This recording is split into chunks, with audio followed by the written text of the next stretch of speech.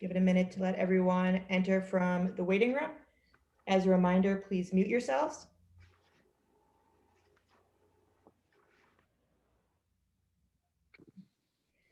Good afternoon. This is a hearing before the Boston Cannabis Board. Today is Wednesday, January 13th, 2021. Today's hearing is being conducted pursuant to certain temporary amendments to the open meeting law. That is what allows us to meet virtually. Today's hearing is being recorded and will be posted to the City of Boston's website.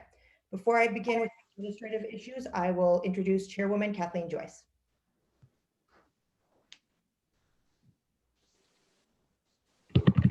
Good afternoon. My name is Kathleen Joyce, and I'm Chair of the Licensing Board. I'm joined today by my fellow commissioners, Commissioner Lisa Holmes, Commissioner Darlene Lombos, Commissioner John Smith, and Commissioner Alejandra Sanquian. Thank you. As a reminder, please mute yourself unless you're presenting or testifying. We will call each item in the order it appears on the agenda. At that time, the applicant will be given 10 minutes to present. You will be given a notice at the 5-minute mark and the 8-minute mark by Jasmine Nguyen, our project manager. There will be no exceptions to the 10-minute limit. After the presentation, each commissioner and the chairwoman will ask questions of the applicant. After that, we will accept public testimony, beginning with elected officials and their representatives, and then moving to the general public. If you have not signed up to testify, please do so by using the chat function. Please indicate your name, address, and which item you seek to testify regarding. Please note that the chat function should not be utilized to provide your testimony or to in any way communicate with the chairwoman or any of the commissioners. The board will take all of these items on the agenda today under advisement and will vote on Thursday, January 21st, as opposed to Wednesday the 20th due to the inauguration. With that, we will begin with the first item. Calling Ember Gardens Boston LLC. The proposed license premise is 297 Newberry Street in the Back Bay. The application is for a retail recreational cannabis dispensary license with proposed hours of operation from 11 a.m. to 8 p.m. This is a certified equity applicant.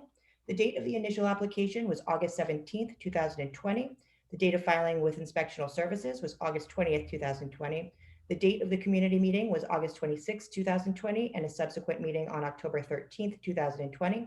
The presentation team includes Shane Hyde, CEO, Aaron Washington, Chief of Security, Joseph Hoffman, Partner, Thomas Augustine, Partner, and Christopher Tracy, Consultant.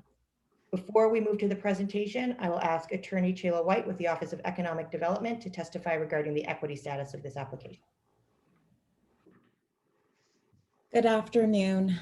I was able to certify Ember Gardens through an equity application submitted by Mr. Joseph Hoffman. Mr. Hoffman is the beneficial interest holder of 51% of Ember Gardens. He qualified under the following criteria: a person who is the child of a person with a past arrest or conviction for the possession, sale, manufacturing, or cultivation of marijuana between 1971 and 2016, and who has been a resident of Boston for the past 5 years. A person who has resided in the city of Boston for the past 7 years. And a person whose annual household income is at or below 100% of the area median income. Are there any questions about the certification? Leslie? Thank you. Attorney White, I'm not questioning the certification process, but I just want to get a couple of things on the record. So Mr. Hoffman, he's 23 years old and he's 51% ownership interest. Okay. Can you explain a little bit about what you took into consideration for him to qualify? He's the son of somebody who had a past arrest or conviction. Can you go into further details about that for the record? Yes. Mr. Hoffman submitted the arrest and conviction records of his father, Mr. Daniel P. Hoffman. He also submitted a copy of his birth certificate, and all of the information does match up. Mr. Hoffman's father was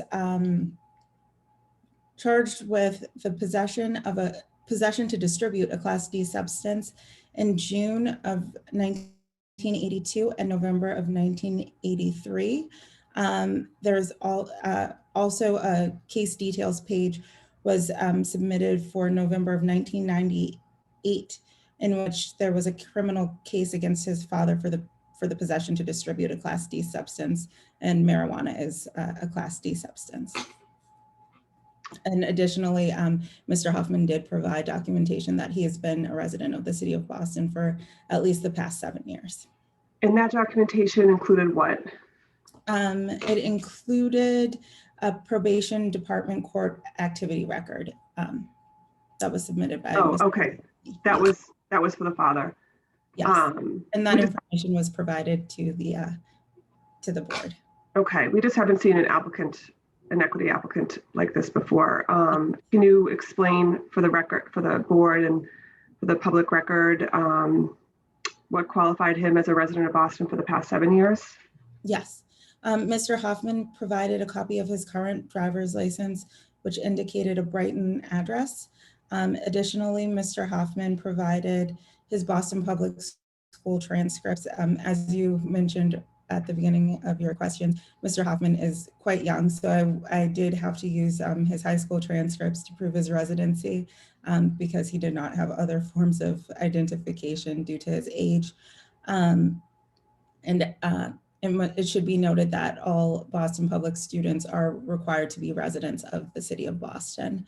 Additionally, Mr. Hoffman provided copies of his bank statements, pay stubs, and correspondences from his employer, all of which stated a Boston address. Okay, thank you. I don't have any other questions for Attorney White or questions about Mr. Hoffman's equity certification.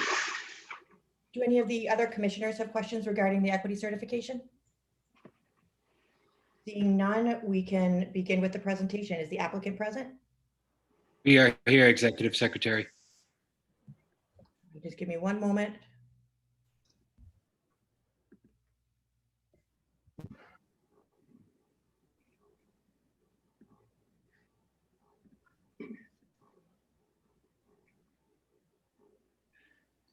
Give me one moment and I will share my screen and we will begin the presentation.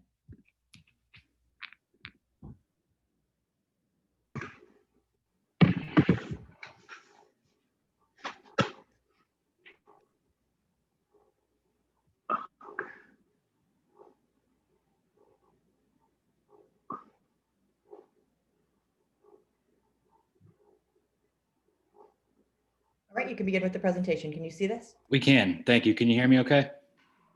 Yes. Thank you. My name is Chris Tracy from O'Neill & Associates in Boston. I'd like to thank Executive Secretary Delaney Hawkins, Chairwoman Joyce, and all the members of the BCB for your service to the City of Boston and for allowing us to be here today.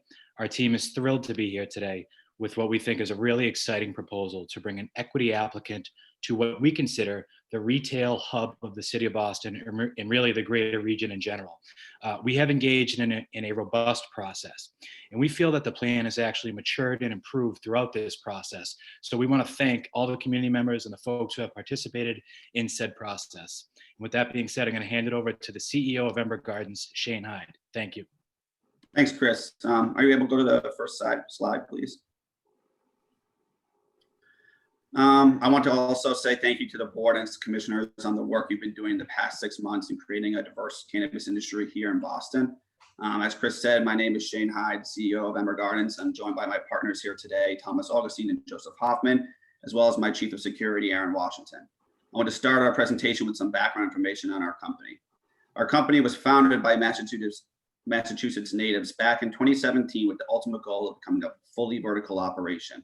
So far, in pursuit of this goal, we have obtained provisional cultivation and manufacturing licenses and now look to enter the retail space here in Boston. From the very beginning, our companies had strong equity roots. 2 of the original 3 founders are in the CCC Social Equity Program, and our partner here in Boston qualifies for the City program as well, Joseph. Throughout our presentation, we will show how our company continues to address the equity issue in this industry. Next slide, please. First, however, I want to speak on the 297 Newberry location and how we will conduct our retail operations there. Our vision for this location is for it to look, feel, and operate as a high-end boutique store that fits the characteristics of the neighborhood. We also want to cause the least amount of disturbances to our neighbors. By instituting an appointment-only service, we'll be able to maintain control of customer queuing that has plagued other dispensaries in high-traffic areas. Along with subtle marketing, we will also limit the product selection and institute a purchase minimum of $30. We will not sell low-cost single-unit items such as single-use joints. Next slide, please. Our store hours will be from 11 to 8 p.m. Monday through Sunday, with the last hour of each day reserved for Back Bay residents, so they will not have to compete with tourists and people elsewhere from the city for appointment slots. Next slide, please.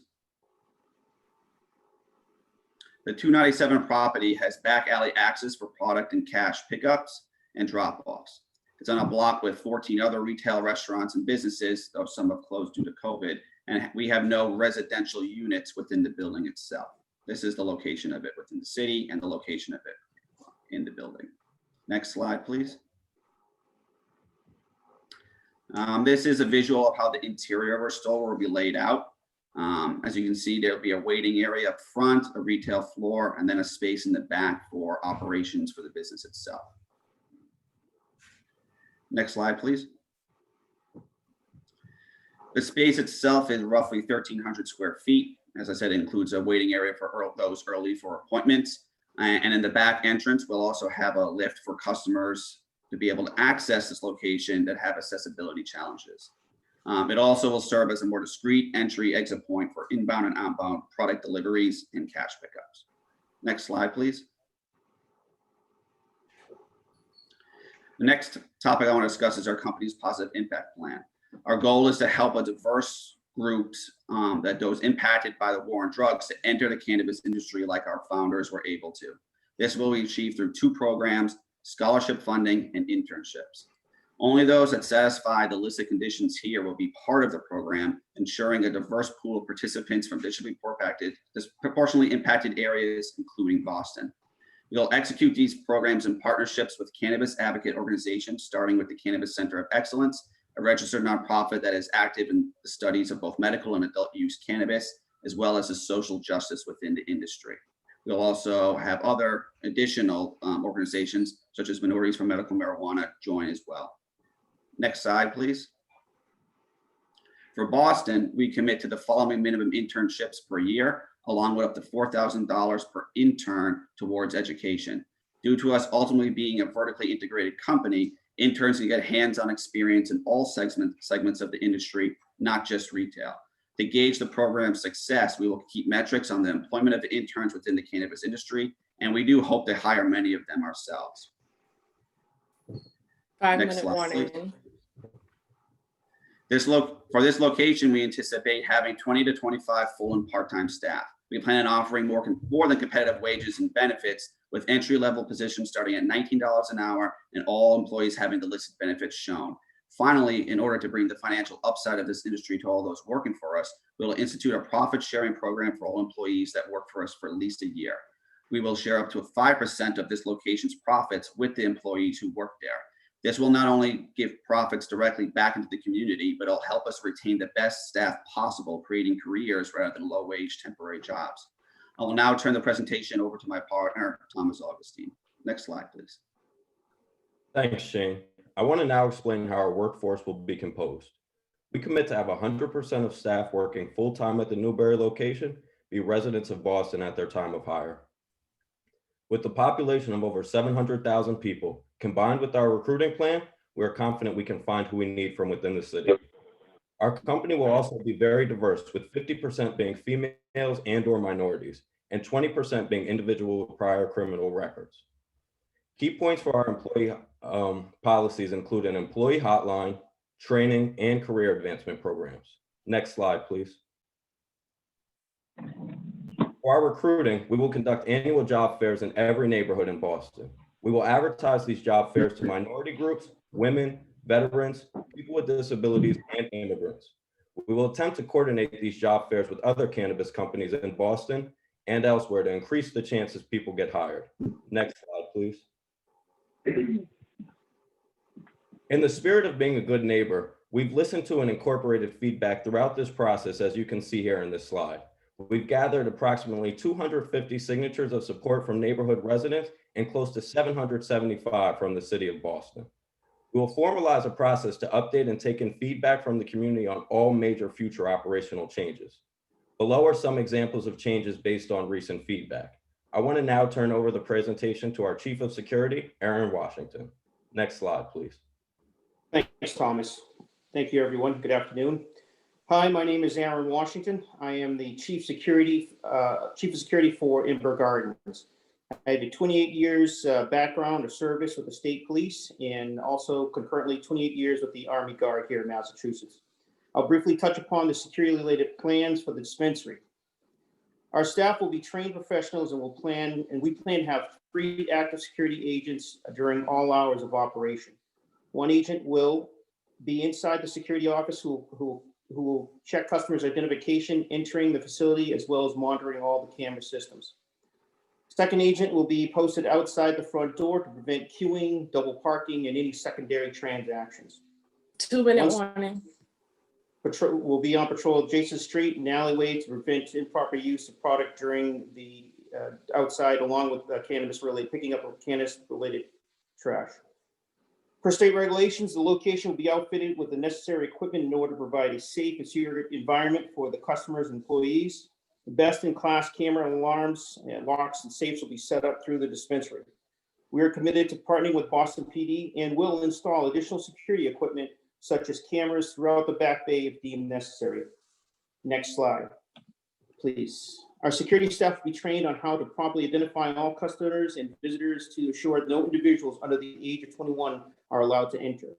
We'll also maintain a customer database of all those who shop at our store in order to identify anyone who breaks the law or our policies, thus be banned from further service. Next slide, please. All products will be dropped off in the rear of the building as not to create any security risk on Newbury Street. It will be overseen by our security personnel and be conducted in a manner that will not block the alleyway. Cash will also be picked up in the alleyway outside of store hours, also overseen by security personnel, along with professional cash handling service we employ. Next slide, please. Shane?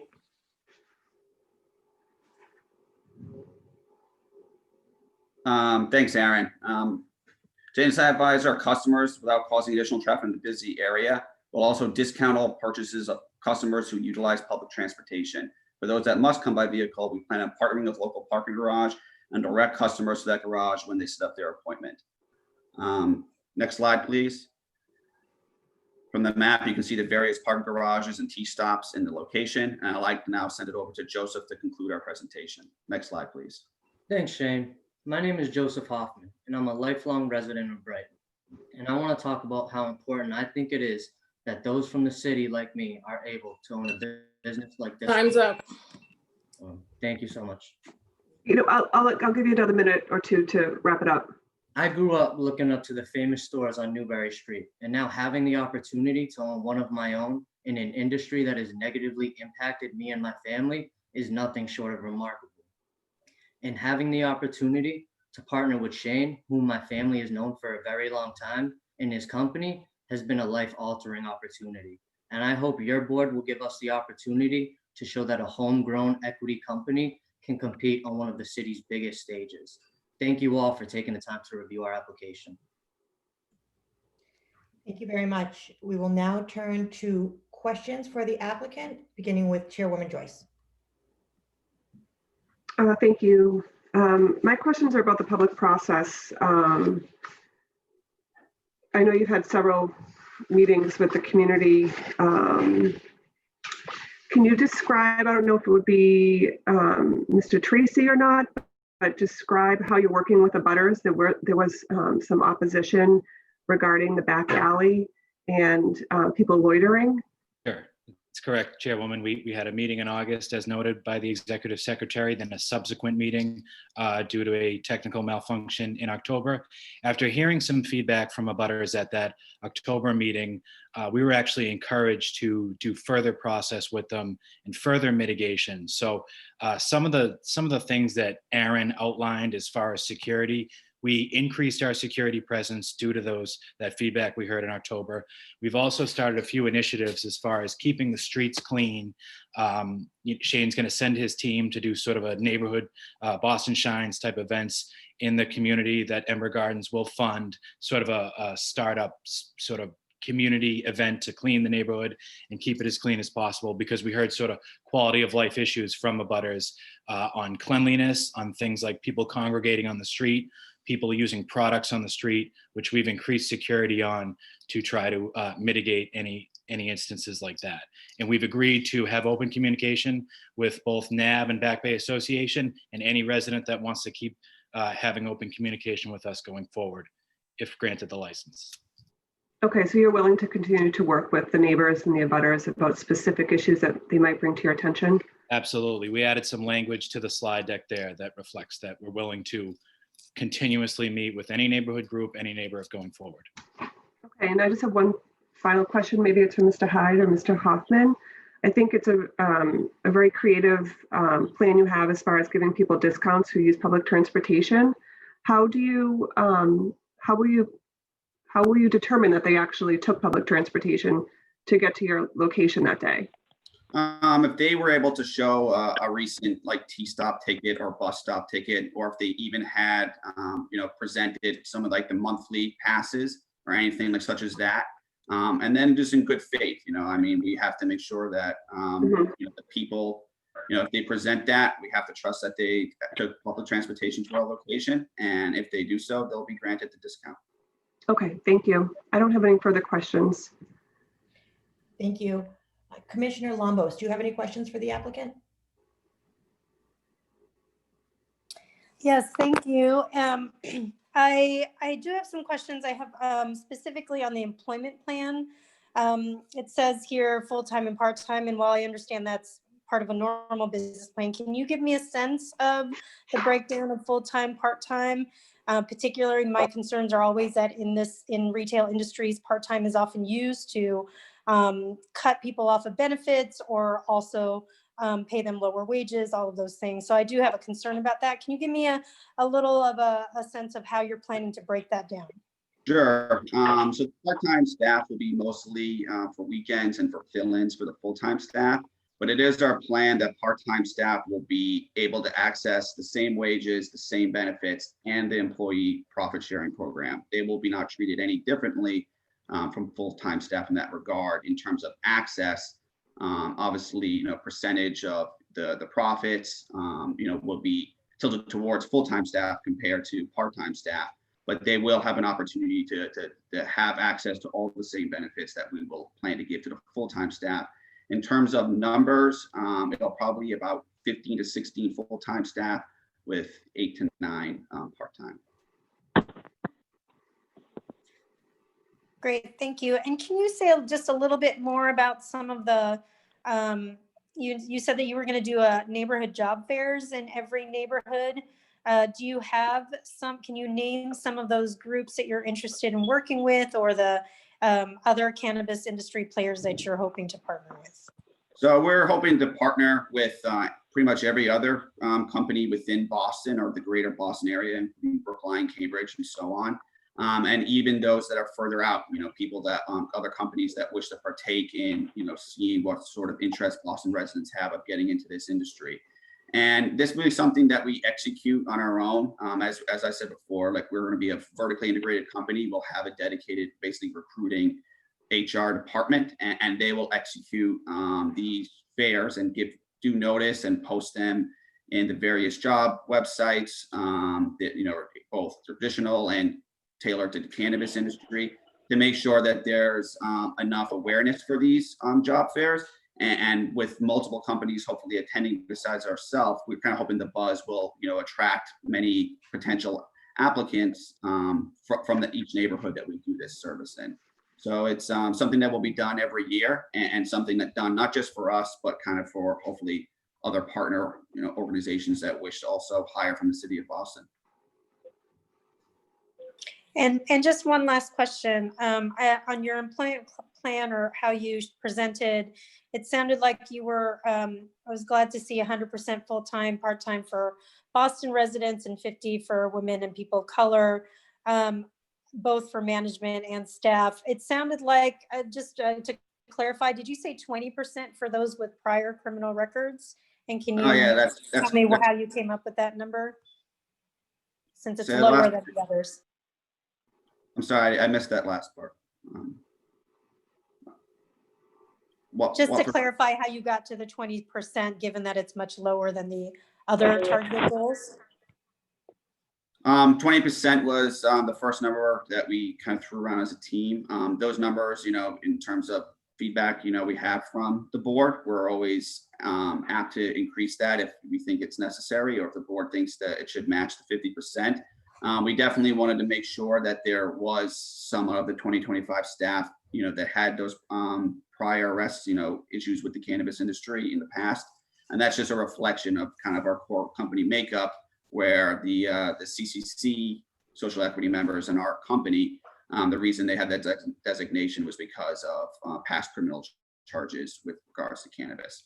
So it is something that's important to us, and it kind of revolves around our whole positive impact plan too, of giving people both the education and the hands-on experience to get from the kind of the black market into this legal industry, as some of our founders have done. So, we want to make sure that our workforce reflects that fact, and, we can go up to above 20%. It was just kind of the first number we landed on. Okay, thank you. Thank you. Commissioner Smith, do you have any questions for the applicant? Yes, thank you. Wanted to ask about, in your presentation, it said you had other licenses besides retail outside of Boston. What does your employment plan look like there? The employment plan is going to reflect in terms of diversity across all our license types. And we've both in our positive impact plans to the CCC, as well as the local communities that we're in so far. The kind of company makeup is almost exactly the same as Boston. The one difference is for the other communities, like we're not making the 100% pledge. Obviously, those communities are much smaller than the city of Boston, where we're very confident we'll find who we need within the city for this store.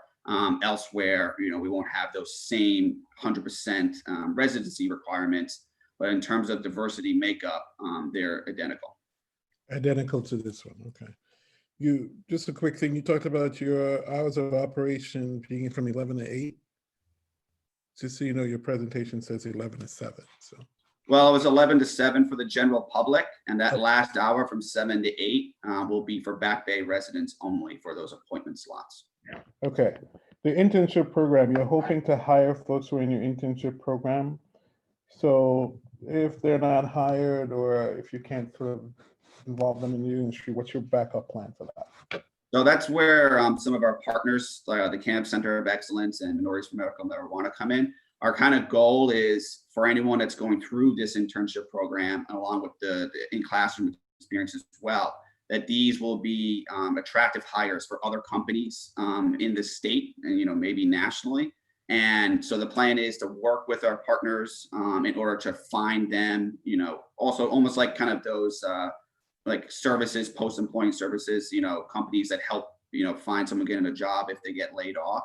And we'll kind of have that same attitude to make sure that they find a home at some company if we're not able to hire them ourselves. We'll also have many connections with, we already do with many companies within the state of Massachusetts.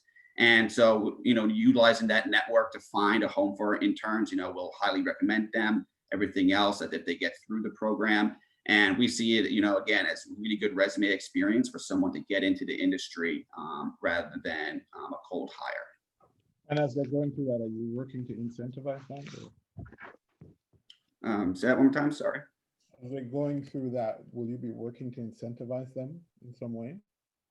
Our partners, that's something we can definitely talk about. Our goal is to make sure that our interns do get hired, if not by ourselves. And so if there's some sort of incentive, with our partners, that's something that can always be talked on a case-by-case basis. But we will continue to work with any intern that gets through our program to make sure that they get employment and keep metrics in all this, metrics from how much they're going to make, what positions are they getting in on these companies? Is it management positions, low level positions, which segments of the industry that they're going to get into? All of that is something that will keep crisp metrics on. And if there's any, kind of shortfall in any of those metrics, we'll make sure that we address those accordingly. And if it's a problem with some of our partner organizations here, companies here in Massachusetts hiring some of them, we will, institute kind of incentives to make sure that they do get hired and do get a chance to get into the industry. We want to make sure that this program is set up for success long-term, teaching them how to fish, not give them a fish type of mentality. So those metrics and measurements have to be developed, right? You still have to develop. Yeah, the very pinpoint metrics will have to be developed once we kind of stand up the program with our partners. But those kind of high, those big buckets of compensation, segment of the industry, positions, all of that, will be some of the main buckets we'll track, and then work with our partners to kind of build that out to make sure that we even capture more data points to ensure the success of the program. Thank you so much. Thank you. Commissioner Holmes, do you have any questions for the applicant? Do I have, one's more, well, yes. So first of all, the opposition from abutters, I'm a little confused because the majority of the opposition from the abutters is that your establishment is on the residential side of Newberry Street. But you say you're on with the business section. I'm kind of not familiar with this area, so I would like some clarification on that discrepancy and the issue about the deliveries in the alley, which your abutters say would be a detriment to the rest of the neighborhood because the alley actually isn't big enough to allow to have the deliveries. So what is your explanation, or what can you tell me about that? So on the first part, there are residences on this block in Newberry Street, and it's something we're very cognizant of, and we're addressing as much as we can in our operational plan to kind of mitigate any quality of life issues that they may come across. But it is a very commercial area in itself. Newberry is commercial. There are a dozen plus businesses within our block on Newberry. That might be lower than some other blocks in Newberry, but in Boston as a whole, it's still a very commercial area. Can you give me a cross street of where you're located? We're between Hereford and Gloucester. Okay. And so for the back alleyway, we do have with our lease a parking spot there, and the plan to not block the alley, which is a commitment of ours, is for any product pickups or drop-offs, it's going to be using like a really short, compact Sprinter van that will be able to fit into that location. And so when we do make the product drop-offs, there won't be any blocking of the alley, and traffic will be unimpeded. And those drop-offs also will be secure, as Aaron said, with security guards on site, along with all the cameras and other security, to make sure that it's done in the most safe way and secure way as possible. It also won't be done in like middle of the night or anything like that. Won't wake up or disturb anyone who's living nearby.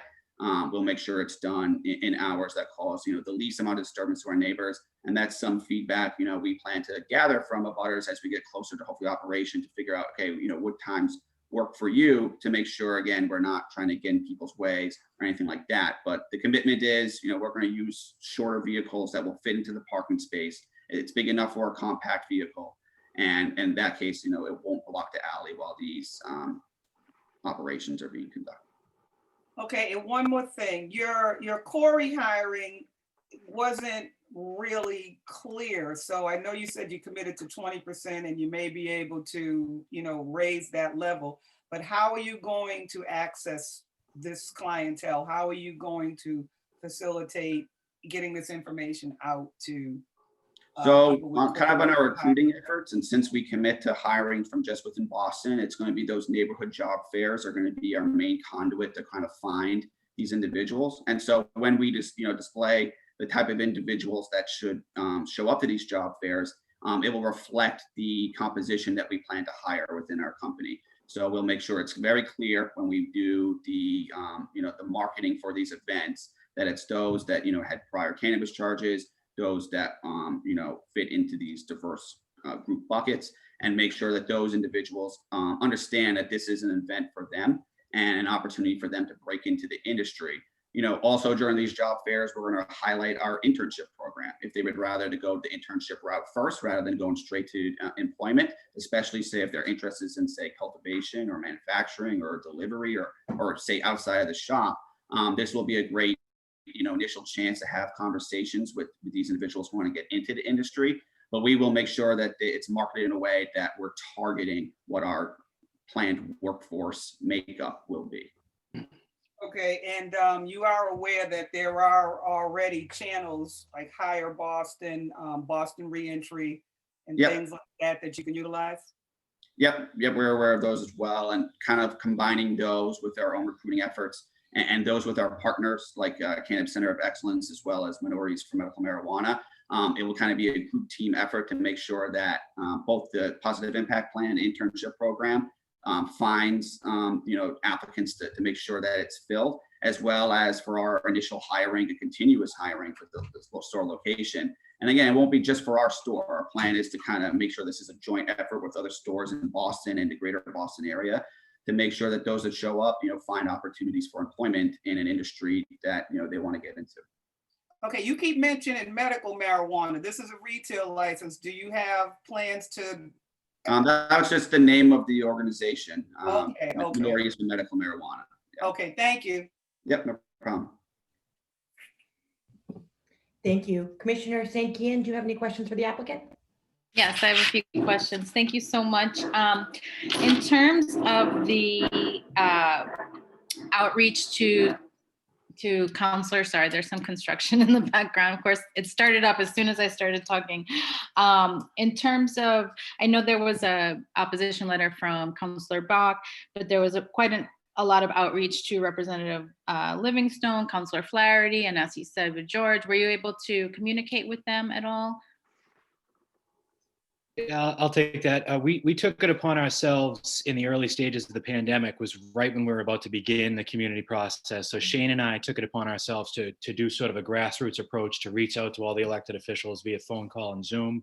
We had a number of calls in spring leading into summer before we went out to the public process. So we feel like we got a lot of good information from those folks. We understand where Councillor Bach is at with it, but we've tried to do everything we can, like I said, to mitigate and minimize that feedback we heard. And actually, I should have pointed out earlier when Chairwoman Joyce asked me about what we're doing with the butters. So after the second meeting, when we heard the sort of quality of life concerns, we actually reached out directly to those abutters with an email with a more detailed plan of the increased security and measures we were taking on to try to mitigate all those quality of life issues that we heard from folks.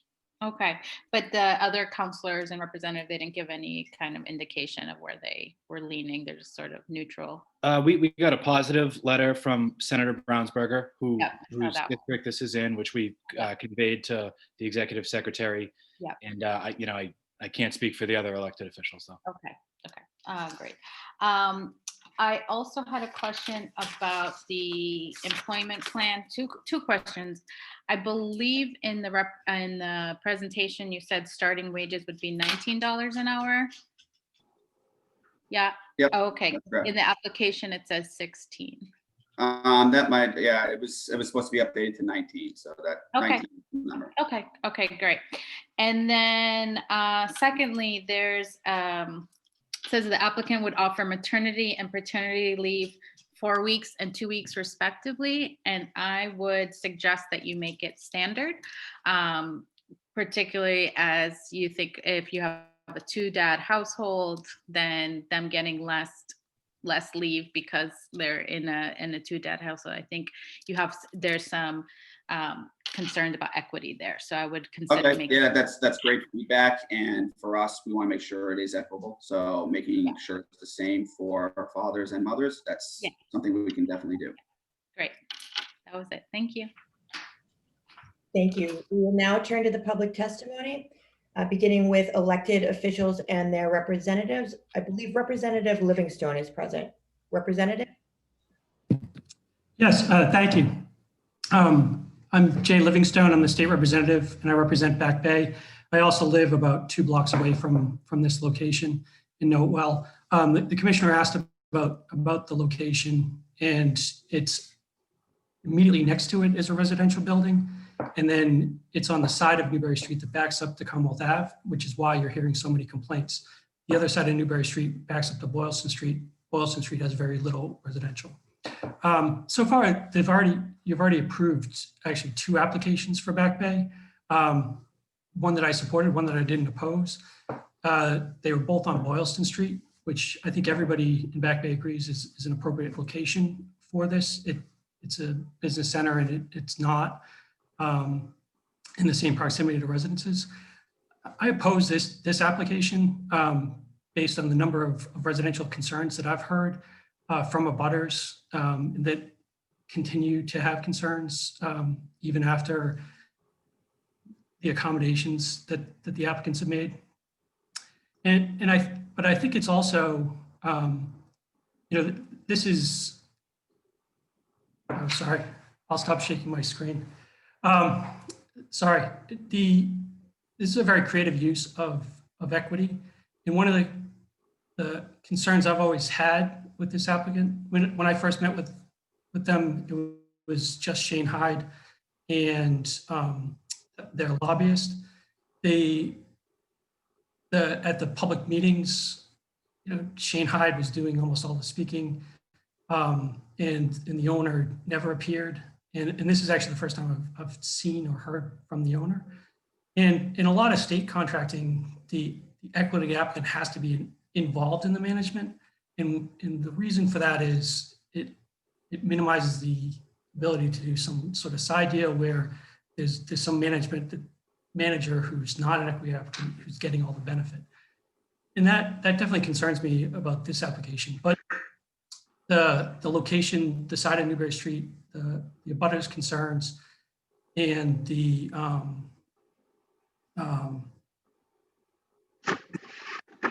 number of applicants that have already been approved for the area are reasons that I strongly oppose this. Thank you for considering my testimony.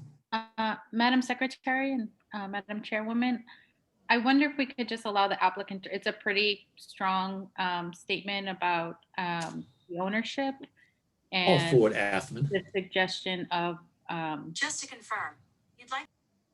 sorry, suggestion that there isn't participation of the owner. I don't know, Can we give the applicant a minute to respond to that? I'm fine with that. Absolutely, with the applicant. Sure. So I'll let Joey speak in a second.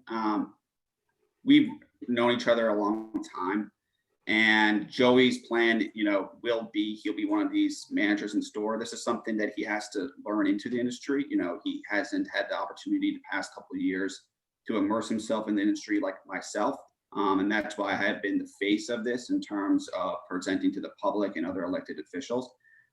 Joey will, though, be involved in the day-to-day management of this location. And as he learns the industry, will be one of the senior managers at this location. And in terms of the agreements between my company and himself, it's, we can make those agreements public to the commission if they would like to see them. And it's a straight up, 51% ownership. There's no side deals. And so in terms of, the makeup of the company, it's exactly what we presented it. I'll let Joey say a couple of words too. Yeah, just what Shane said. He's the CEO, so a lot of things go through me and him, and he speaks well for me when he speaks. So all 4 of you that are listed here as on the management team will get a salary, and then Mr. Hoffman gets 51% of the profits after that. Is that how it works? Yeah, so Joey would have 51% of the profits as well as the salary for the management position he'll have at the store. And though he might not be the initial, general manager out of the gate, like I said, he has to learn the ropes of running one of these. We'll find one more experience in running cannabis dispensaries to run the location initially, but Joey will be under that person's wing and eventually will be part of the senior management team for this location.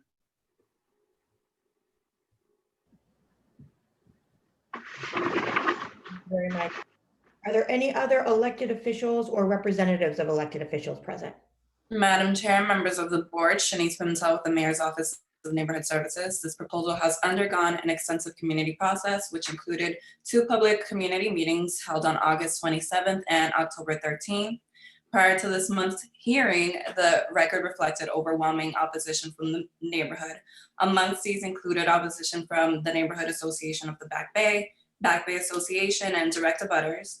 These positions have not changed, and the main concern is that the proposal is located on the more residential block of Newberry Street between Gloucester and Hereford Street. The mayor's office was not in position to support the proposal at the time. The applicant chose to continue to engage the community and has been extremely communicative with our office. The applicant has been able to garner over 200 letters of support from neighbors and residents of the Back Bay. Most notably, the applicant has developed a Back Bay business loyalty program, which has already been welcomed and supported by budding businesses. We appreciate the work that the applicant has done to engage the community during and outside of the required process. Given this information, the mayor's office will be going on record in support of the proposal. Thank you. Thank you. Are there any other elected officials or representatives from elected officials' offices? Hello, Madam Secretary. I am speaking on behalf of Councillor Bach's office. The councillor is currently speaking in the City Council meeting, but will be here to testify in opposition personally shortly. Thank you, Lauren. When the councillor is present, we will call her. We will now move to public testimony. Please note that your testimony will be limited to 2 minutes. You can submit additional written testimony. The record will remain open until Wednesday, the 30th at 5 p.m.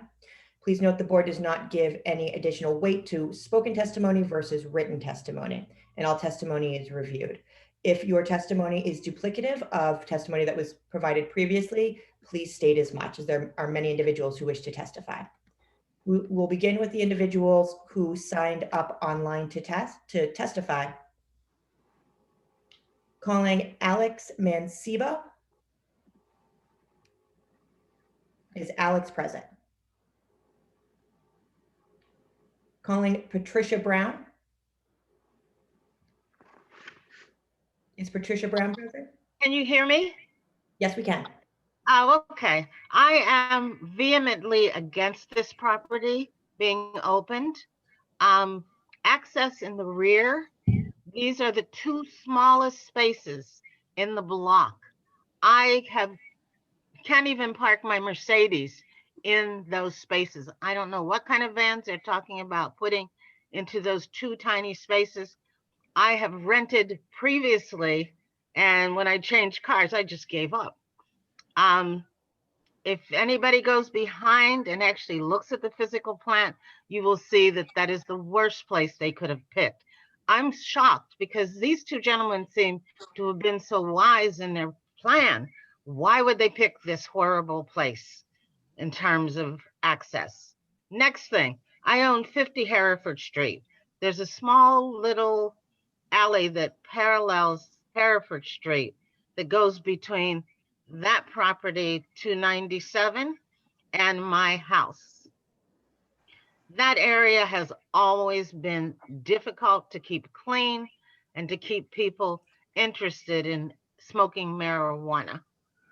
And it's just going to be a nightmare for me as an owner. I also own 306 Commonwealth Avenue, Unit 1 and Unit 2, which the rear actually faces 297, which they're interested in bringing this to. I am so appalled that anyone would think of a delivery to that parking area. And it's just not good for the neighborhood. You know, Back Bay has changed significantly. I've owned for more than 40 years in Back Bay, but with the parking restraints, high amounts that we have to pay if somebody wants to come see us, people don't even really want to come to the neighborhood, but they do.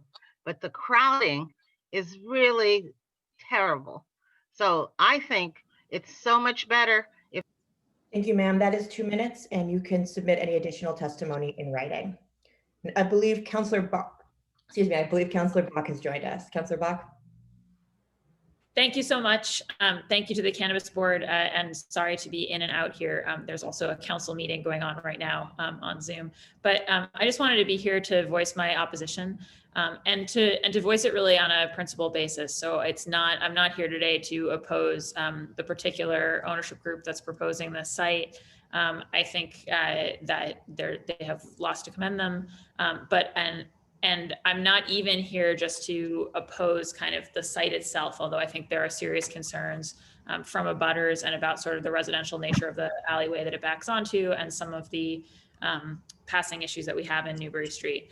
But I just really want to stress as a counselor that I think it's really important for this board to be judicious about the frequency with which it relieves the half-mile buffer zone rule. That is the law in the city. It's one passed by the body that I serve on, and it's designed to provide some predictability to neighbors that yes, we will have cannabis shops in every neighborhood of the city, and there's demand in every neighborhood of the city. This isn't a use that should be clustered somewhere. The voters of Boston voted for it. And I think all those things. I also think that we have seen in the history of Boston, probably Chinatown's been the greatest victim of this, but we have seen a tendency to cluster certain uses in particular places in ways that can really undermine a neighborhood, and also just, I think, undermine everybody's trust that this is going to be an equally born industry. So I would just say I submitted with my letter to the board, a sort of map of where the half-mile zones are going. I know that Leslie and the capable team that staffs you has all of that information. I would just say that this is not a case of just having an exception to the buffer zone. It's a case where the board has already approved 2 sites on Boylston Street. So you're talking about adding a third. And I think that at that point, it starts to become as though that aspect of our regulatory regime here doesn't exist. And I don't think it's fair to the people that I represent for that rule, which appears to be on the books, to become one that is functionally non-existent. I think if there's a policy conversation to be had about that, it should be had at the council level and in the city. But I would urge the board not to grant another conditional approval in this case. Thank you so much. And again, my apologies for not being able to stay. I know I have a lot of constituents testifying here, and ordinarily I don't like to jump in and out, but we are in the middle of a marathon city council meeting. So I'm grateful for your indulgence, Madam Board Chair. Thank you, Councillor. Calling. Hi, this is Alex Mountain. I know you called me. I just wanted to, I didn't know how to unmute my phone because I'm via phone. So I just figured it out. It's *6 for anybody else who's on the line. May I testify? Yes, please go ahead. Please state your address for the record. Sure, thank you. My address is 46 Hereford Street, and I just want to testify in very strong opposition to this project, and really for a number of reasons, and those are really kind of critical failures by the proponents here. And the first one I'll just say is, they really failed initially to acknowledge the residential nature. PDA stats, basically Back Bay is such a hugely residential neighborhood, but primarily in this Back Bay location, as Representative Livingston said, and as Councilor Bach has reiterated, this is really where people are living in this part of Newbury Street. And the back of it, the alleyway, the congestion, the kind of impracticability of it all just kind of speaks to their first failure. The second failure is their inability to really mitigate the kind of deleterious effects that they're going to have on the community in the neighborhood. It is easily the primary issue is there's a parking concern, there's a security concern, and then there's just the traffic issue. I mean, this is all throughout. They just really don't have a plan that has any sense of authority to kind of accomplish this goal in a way that they say that they're going to kind of try to do. And really the third major failure that I really don't think they get over. And just to reiterate Councilor Bach's point, I mean, there's two reasons, right, that this buffer zone issue is something that's insurmountable for them. And the first reason is it is unbelievable to expect the Back Bay residents in this close to this, to two other ones to kind of carry the burden of these three, these three. Thank you, sir. That is 2 minutes. You can submit any additional testimony in writing. Calling Taylor Stump. Is Taylor Stump present? Calling Ruth Tidaldi. Calling Dr. Marion McNabb. Hi, good afternoon. My name is Dr. Marion McNabb, and I am the president of Cannabis Center of Excellence, which is the partner with Shane and Ember. We will be conducting the cannabis internship program. My former company was a Cannabis Control Commission social equity training vendor last year. And we are very excited. I conduct cannabis research studies and partner with different educational institutions in Massachusetts and beyond. And so we're very excited to implement a really state-of-the-art program that really is focused on righting the wrongs of the drug war by providing high-quality educational experiences and access to networking and free resources together with our partners, Minorities for Medical Marijuana. Darrell Black, who is the chapter head in Massachusetts, had to step off. He was around to testify, but he had to get back to work. So I want to absolutely support this company and getting this license. I think they're very committed to social justice and equity and giving back and above and beyond. So I highly recommend them, and I will submit to the commission written testimony about the programs that we are going to implement together and address some of the questions that have been brought up before as well. And happy to also answer any questions that you may have around this partnership. Thank you very much. Calling Michael Jamin. Yes, Please state your name. I'm sorry, please state your address for the record. I am Michael Jamin. I'm a resident at 308 Commonwealth Avenue, which is virtually in a butter to the site. I am also a business owner at 85 Newbury Street, and I rent a parking space at 297 Newbury Street, and I'm the father of twins who attend Kingsley Montessori School. So I've got a lot of different interests here. Basically, I would like to be opposed to this. The location is difficult already from a logistical standpoint in that alley. My car has been hit on a regular basis and is in the shop now from traffic in that alley. It's also been vandalized. And when I take my kids somewhere, half the time we have to go through the smell of marijuana emanating from somewhere in that alley already. And that's before we have any of those issues. But on the other side of this, from a commercial concern, Newbury Street's going through a very difficult time, a time that will take, years to recover, retail in general, not just Newbury Street. But when we talk to retailers, and we have invested over $500 million on Newbury Street in the past 15 years, when we talk to retailers, they are always concerned with who my neighbor's going to be, what other retail am I going to be next to? And when we ask them what they want, we haven't had anyone who said, gee, I would really like to be next to a cannabis shop, and that's just, it's not something they're looking for. It's not the traffic that they desire. They desire foot traffic, but it's not the right traffic for them. Does this work on Boylston Street? Most certainly. There are no objections to that there, but on Newbury, between the residential concerns and the commercial concerns from talking with the retailers we speak with on a regular basis, it's just something that is not a positive for the street at all. Thank you. Thank you. Calling Daniel Brownwood. Please state your name. I'm sorry, please state your address for the record. Hi there, 225 Newbury Street. I'm a resident and I would like to testify in support of Ember Gardens. With the devastation Corona has brought to our communities and businesses, I think there's a strong case to be made for bringing cannabis to Newbury Street. The state of Colorado has an annual tax revenue from marijuana of $355 million with a population of 5.7. Massachusetts only has $100 million in tax revenue with a population of 7 million. The main reason is access.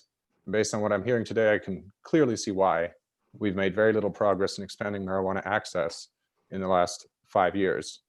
I want to add that I live on this side of the street, and as a resident of Newbury, it really sounds like this distinction between the business side and the residential side is entirely semantic. In the case of Ember Gardens in Newbury, bring much needed traffic to the area, I believe, bringing back patrons from other areas of town, having a positive spillover effect to other businesses, as if you come to shop for marijuana, you will likely come and shop for other items such as clothing and food, which are all here in Newbury Street. The security concerns mentioned today, to me, totally ignore the reality of what goes on around other dispensaries in the city. It seems like they have never been to Netta in Brookline, for example, as most of the opposition seems to sort of be continuing the counter arguments that we heard initially, as opposed to legalizing cannabis. So these are not related specifically to me, to the reality of legal cannabis. They are just simply unfounded concerns about, sort of old tropes around the security of bringing cannabis, legal cannabis to our communities. Yes, I've consumed my time. I'm going to ask Ms. White if we could just limit the commenting in the chat box. It pops up on the screen when we're trying to listen to the person testifying. We will get to you and we will unmute you, Ruth, when it's your turn. Thank you, Chairwoman. Calling Christine Kelleher. Please state your address for the record. Hi, it's 8 Benson Street, Brighton, Mass. So as far as the Ma'am, Union Twist or Ember Gardens? Ember Gardens. Please go ahead. I feel like being a Boston resident to support a local equity company like that on Newbury Street, to me, is there's shops, there's restaurants, it's a popular part of the city. So it would be in the best location possible. Okay, thank you very much. Calling Julia Gaffney. Hi, good afternoon. My name is Julia Gaffney. I'm here to speak in support of Ember Gardens. I'm a law student here in Boston, and some of my core areas of focus are diversity, inclusion, and advancement of historically disadvantaged groups of people. I believe Ember Gardens' business plan reflects these ideas. They have shown that they have a dedication to diversity and inclusion, as seen in their positive impact plan. Their hiring plan involves hiring local, diverse people with criminal records or otherwise protected classes of people. A couple of the founders are an outgrowth of the Cannabis Control Commission Social Equity Program. I believe that reparations are in order for people that have been affected by the war on drugs. So I think that that is a great thing that some of the founders are an outgrowth of that program. I think it's very important to have businesses with these values and programs as a focal point, and therefore I think Newbury Street would be a very impactful location. And that's all I have. I conclude my time. Thank you. Calling Taylor Stump. Is Taylor Stump present? Calling Valerie Barsom. Yes, I'm here. Can you hear me? Yes, go ahead. Hi, Please. Valerie Barsom, 2 Oliver Street in Boston, 02109. I'm a small business owner here, and I know Joseph Hoffman and the whole Hoffman family personally, and I want to vouch for them. They're honest, hardworking family, and I think it's great. I just listened to the whole presentation, and I'm just quite impressed. I think it's a great location. I think it's a great startup business. Joe has assembled a great team here. And some of the opposition that I'm hearing, I got to be quite frank, as an attorney, you see the city of Boston voted for this, and a lot of these arguments against them is just the typical not in my backyard. And I think that's kind of a shame, because I think this is a great team. And as one of the prior speakers said, that it's a great location, especially from the downturn with the pandemic. What better business to revive Newbury Street? I wish them luck. And I hope the Cannabis, the licensing commission votes in favor of this proposal. Thank you. Thank you. Marion McNabb. Is Marion McNabb present? She already testified.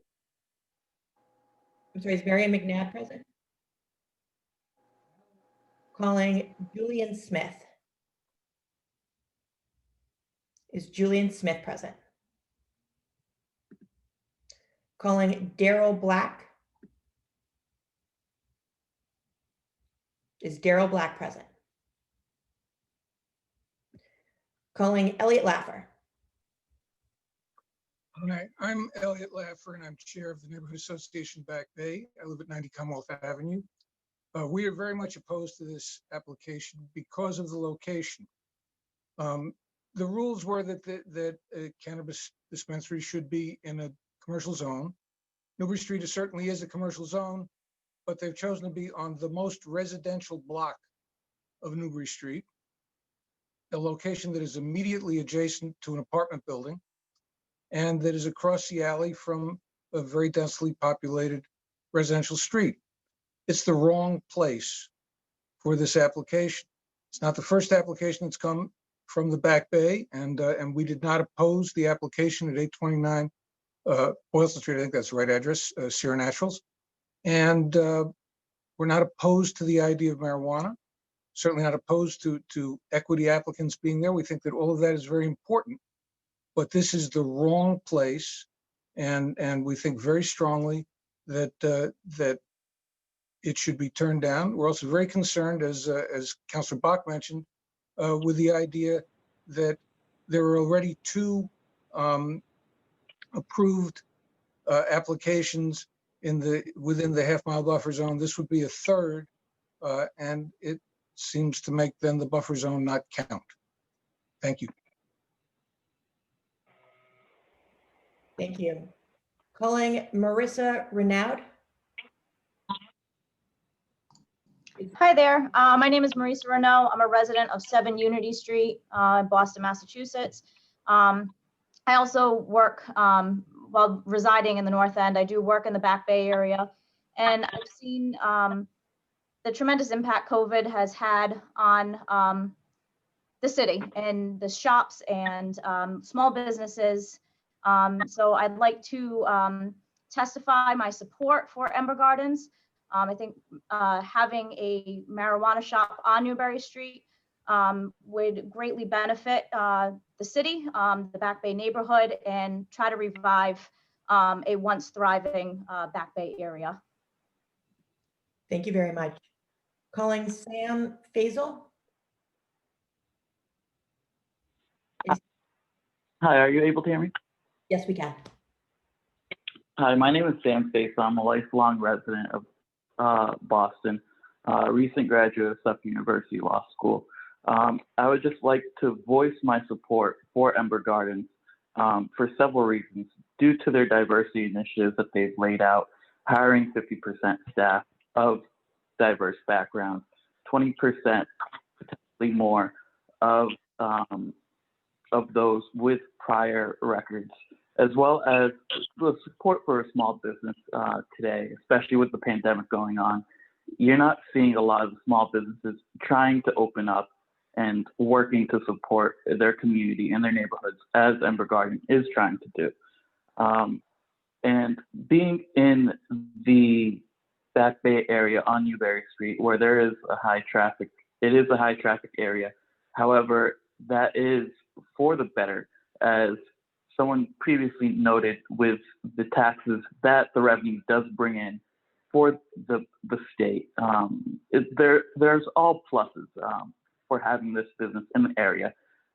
With the high traffic, I mean, it's Newbury Street. There's always going to be high traffic on the street regardless, no matter if it's farther down the street or closer to where the big retail businesses are.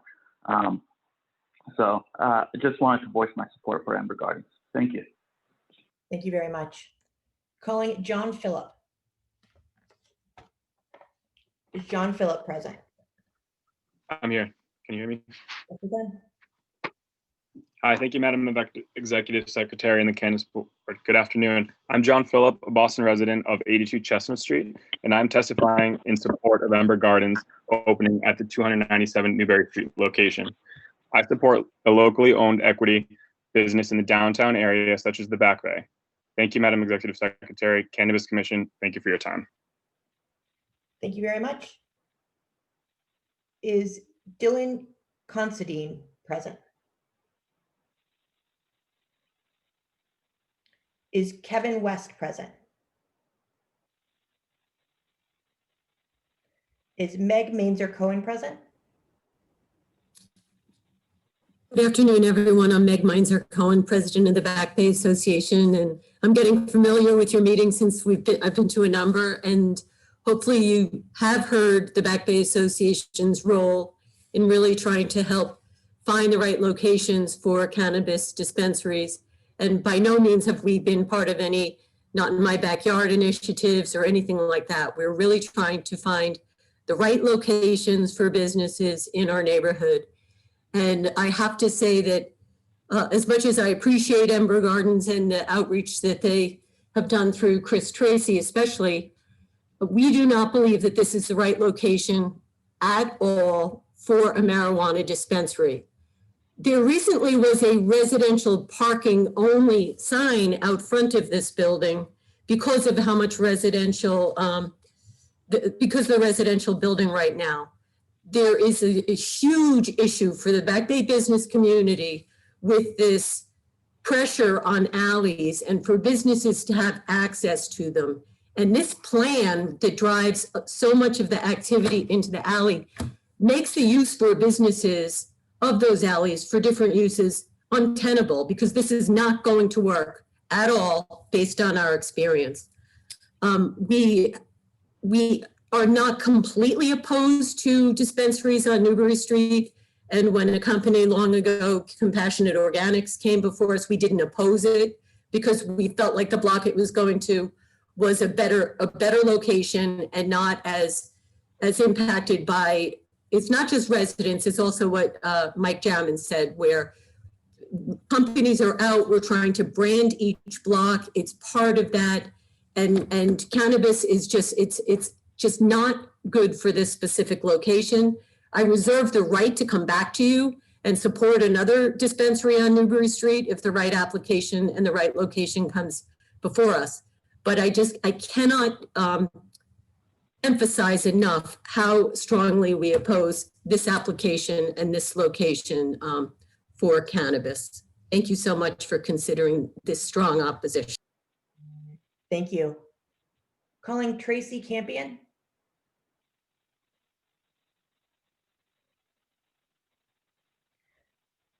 Calling Matthew Restivo. Hi, Tracy Campion. I'm here. Sorry, I had trouble unmuting, and thank you for letting me speak. I've been a residential real estate broker for 37 years in the Back Bay, and I'm also a resident on Commonwealth Ave, directly behind this dispensary. And I am, as most of my neighbors are, and these are the people that you see that are coming out against, I live there. And I'm completely opposed to this. We have trouble parking in our neighborhood. This is going to bring a lot more traffic to it that we don't even have enough parking there. And as Meg mentioned, we lost that. I don't know how that happened, but we did have parking spots that for residents in that area that have just been taken away from us. And I don't know how that happened. I'm wondering if it's because of this dispensary. But we have a lot of, it's a residential neighborhood here, and I feel that it isn't the right block at all, as other people have said. We have trouble with crime in that block. There's trash all around there. We're trying to keep it as residential as we can, and I feel like as a resident there, my voice isn't getting heard.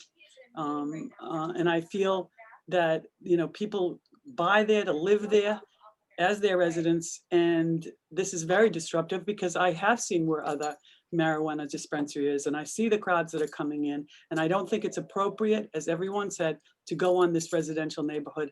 I think in this residential neighborhood, and I think it will affect our property values.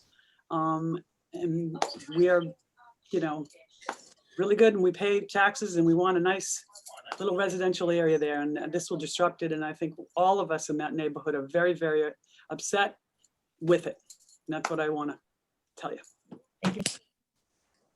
Calling Matthew Restivo. Is Matthew present? As a reminder, please mute yourself unless you've been called on to speak. Calling Corey Schneider.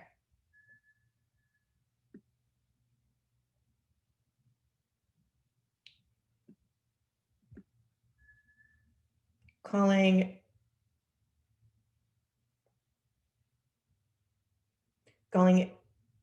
Gordon Maxwell.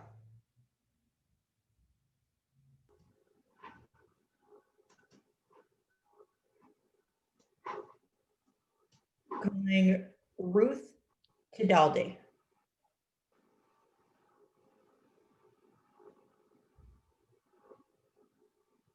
Calling Tony M. Hello, I'm here. Please state your address for the record and your full name. Tony Mancini, 4 Benson Street, Brighton. Please go I'd ahead. like to testify in full support of Ember Gardens joining the city of Boston as a growing business. I believe they're going to do great things for a community based on their presentation. They are showing that they do have what it's going to take to start a new business in what I consider the heart of the city of Boston. Thank you. Thank you. Calling Kevin West. Calling C. Innocent.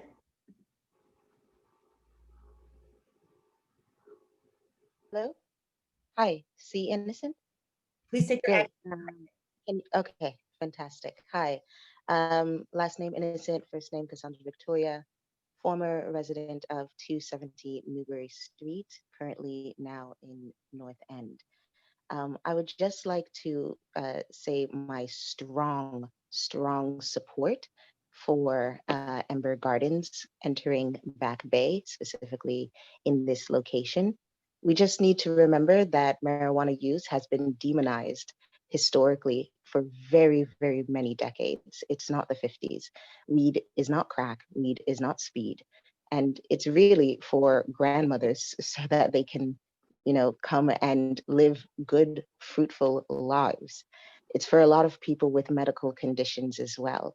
So the worries about safety, they're firmly held in antiquated and wrong assumptions.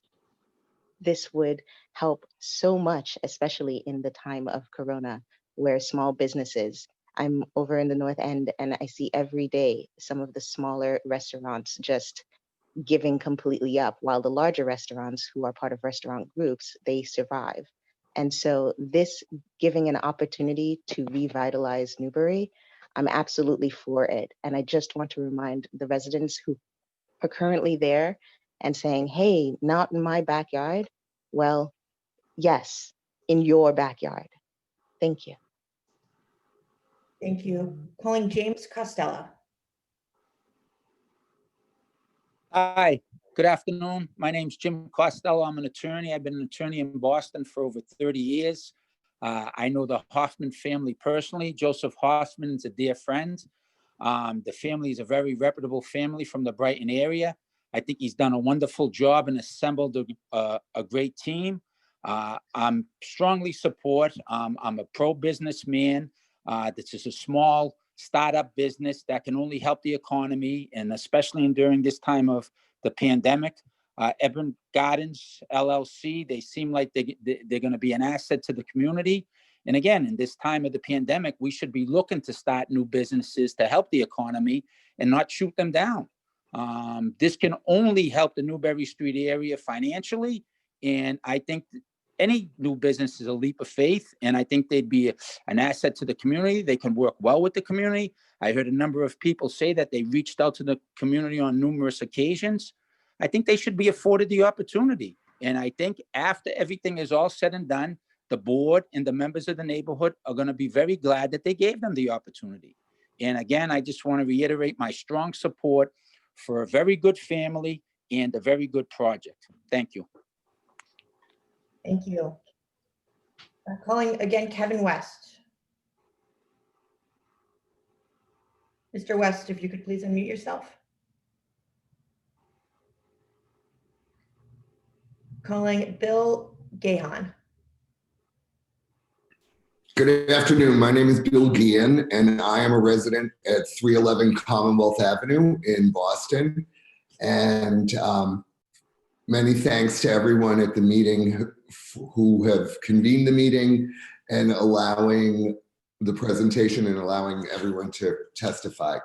I am I'm less than a block away from the proposed location, and I have grave concerns about the plan and perhaps a lack of knowledge about the neighborhood because of the plan to have retail in the front and, as Meg Meisner-Cohen cited, activity in the alley.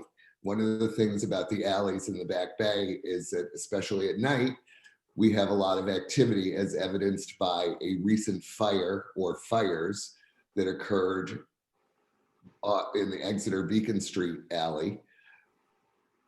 Of great concern about the proximity to the Commonwealth Avenue Mall, which is used by many people for recreation, and we have children, families, dogs going around, trash, and traffic. I don't think they've thought through the traffic issue for this shop, given now that we have so many restaurants who, in order to maintain a lifeline, are dependent on takeout and also delivery services. So there are a number of things that I think need to be thought through some more. And I agree with Meg Meisner-Cohen about this perhaps is not the correct. Thank you, sir. That is 2 minutes, and you can submit any additional testimony in writing. Calling Mark Christo. Is Mark Christo present?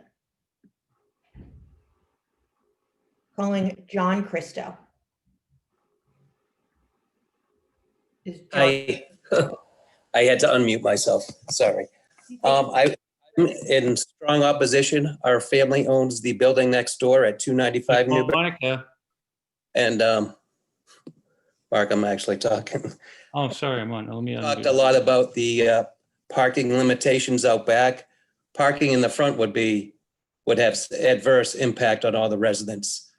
Also, long lines would impede the residents next door trying to get into the building, and people smoking, it would go into their windows. It's 9 residential units right next door. It would have a serious impact on their quality of life. They also talked about an alarm system. If an alarm system was in place and it was a more serious problem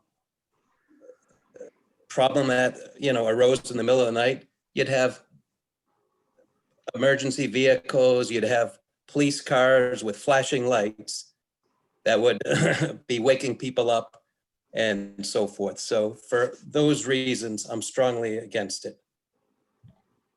Thank you. And please state the address of the abutting property. 295 Newbury. Thank you. Thanks. Is Mark Christo present? Yes, can you hear me? Yes, we can. Hello? Yes, okay. My name is Mark Christo, 295 Newbury Street, brother John, family owns the property. I actually live at the building. I have a lot of concerns, and I'm strongly opposed to the applicant for safety reasons mostly. I want to focus on the rear of the building. It's an abutting building. We share a fire escape. Ours is entirely residential. The product that they'll be selling and the physical constraints of the building at 297 are going to make it more risky for us from a safety standpoint. I did submit a letter. I won't be able to touch all the points, but I do want to bring attention to the fire escape, which is easily gotten access to from the back alley. It's only about 8 feet off the ground. Once somebody gets up there, you've got full ability to get into and break and enter into any of the apartments in our particular building. And because the cannabis is such a new industry, I suspect that people will be looking for ways to get into, gain access to the building at 297 as well.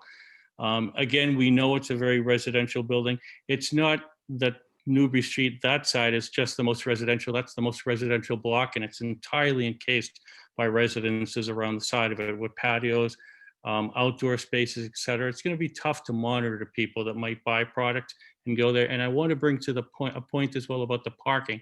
The parking is terrible there. The parking spaces at that building are no wider than 7'2". The tandem spaces are only 6'7", not including the elbows that are attached to the side of the building. You can't get any vehicle in there to be able to make deliveries. And if you do park a vehicle, you're going to blockade the exit district. Thank you, sir. That is 2 minutes, and we will take any additional testimony in writing. Are there any other individuals who have not previously testified who wish to testify regarding this matter? I haven't testified. I would love a chance to. Please state your name and address for the record. Yeah, my name is Jonathan Napoli. I own the Hempist at 301 Newbury Street, right next door. I've owned and operated a small business on Newbury Street for over 25 years now, and it's a cannabis-themed business called the Hempist, and we've never had any negative impact on the neighborhood. It's a very similar clientele, even though we don't sell THC-based products, and we take deliveries in through the front door. And I would suggest that this company look into doing just that, because there's no reason, sorry, I have a baby here, not to take deliveries in through the front door. Newbury Street is designed to take deliveries before 11 a.m. There's very little traffic around. And as far as security goes, these are the most secure places in the state. They have cameras covering every square inch of the interior, as well as the exterior is covered where the deliveries will be coming in. Newbury Street is dying right now. We need businesses. We need clientele. We need it bad. To oppose a well thought out business like this, to me, is insanity and just based on ignorance and fear. We've been running these businesses in Massachusetts since 2014. And I think if you look around the state, you'll see that there have been very few problems that have arisen. And now that Thank you, Mr. Napoli. That is 2 minutes, and you can submit any additional testimony in writing. Calling Kevin West. Mr. West will. Hello. Present? President, can you guys hear me? Yes, please state your address for the record.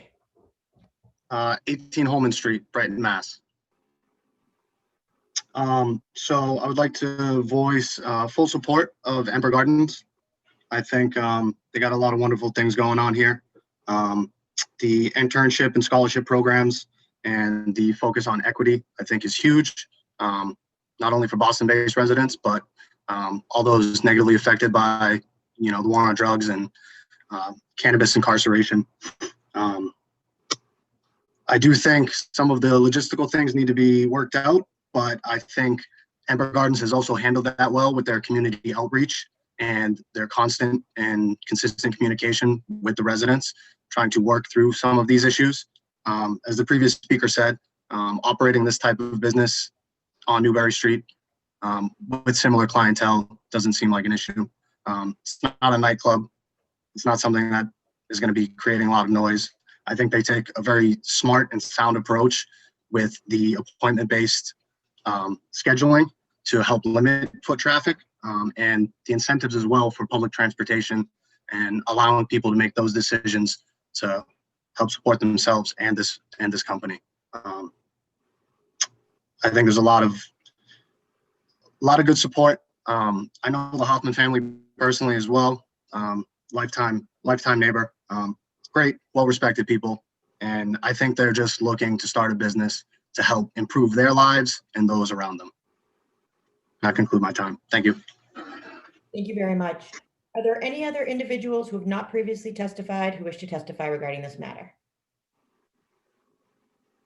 Me, Taylor Stump. Sorry, I'm simultaneously running my shop. I actually have a shop here on Newbury Street as well. Okay, please state your address. Yep. Sorry, I'm just now coming on. At 250 Newbury Street.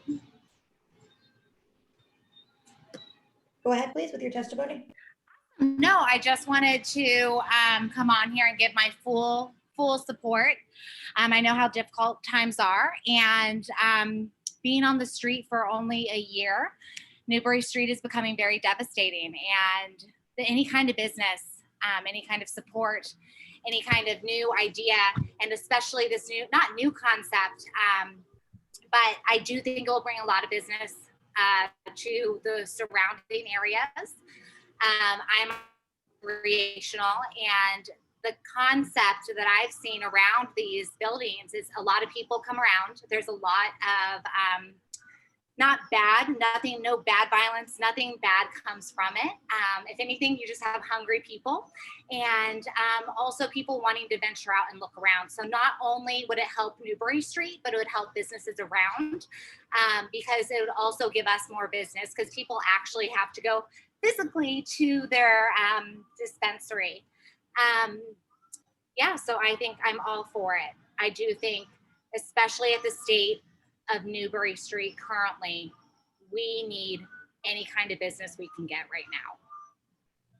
Thank you very much. Are there any other individuals who wish to testify? I would like to testify. My name is Dylan Considine. I live at 102 Faneuil Street in Brighton. I work in Boston Public Schools, and I would like to send my full support to Ember Gardens. I have known the Hoffmans for many years. I know Mr. Hoffman is reliable and responsible, and looking at this plan, it looks like a great plan that's going to have a positive impact on the community, and it's just the kind of small business that we need on Newbury Street. Thank you. That concludes my testimony. Thank you. As a reminder, the record will remain open until 5 p.m. on Wednesday of next week. We will now turn back to the chairwoman and commissioners for any follow-up questions. Chairwoman Joyce? Thanks, Leslie. My question is for Joseph Hoffman. Both Ms. Barsom and Mr. Costello testified that they were impressed about how you assembled this team. Can you tell us today how you went about assembling this team, how you met the CEO, the potential COO? Yes, as I said in my presentation, I've known Shane my whole life, just about forever, as long as I can remember. He was my brother's roommate in college and lived with him for the better part of 10 years. So they're very trustworthy people, and we've been close our entire lives, and I just thought they were the best people really to partner with for this. Okay, one of my concerns is, and I think this is such a new industry in Massachusetts and in Boston, and the Globe has done a lot of articles on this too. I think Mr. Hyde testified that with training, you'll be elevated to sort of the management team because you don't have any experience yet. I'm concerned that you're not going to be getting your fair share, and that perhaps these other participants will be getting these big salaries, yet you're the 51% owner. And what will be left for you and your 51% after all of this? And also Representative Livingstone said you did not participate in the community meeting. And if you're the face of this business as the 51% owner, how would you, I want to know how that makes sense to you, how you're not even going to be a manager yet, but you're you're supposed to be getting 51% of the profits after everyone else gets paid. I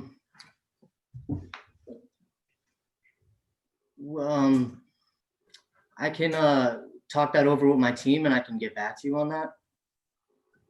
I just think as a business person, you just want to, he testified that the salaries for the managers are between 60 and 90. I would hate to find that, they used you to get their equity certification, but you're not getting a fair share of the profits. This is just, I'm being presumptuous. I'm not saying it's true. I'm just, it didn't, some things raised flags for me in the testimony today. Everything will be split equally and fairly. So, okay. Okay.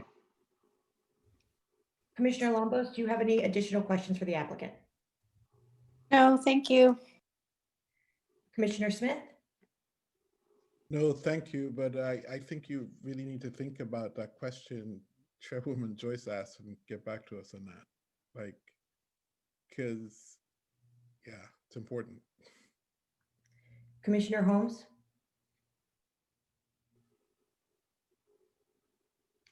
And Commissioner St. Gian? No.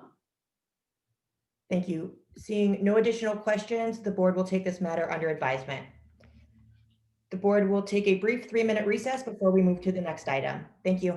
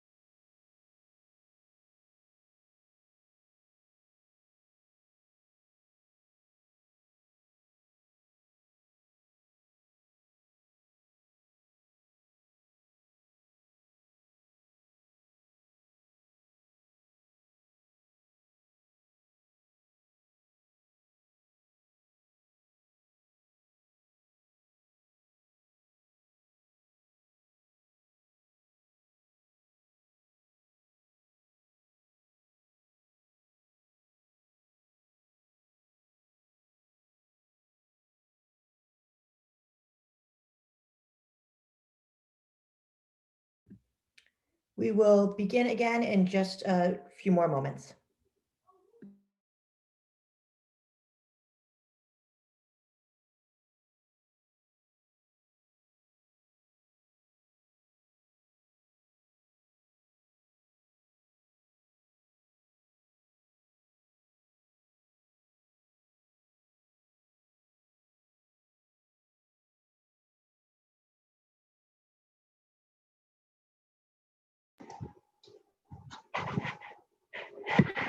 We will now resume this hearing of the Boston Cannabis Board.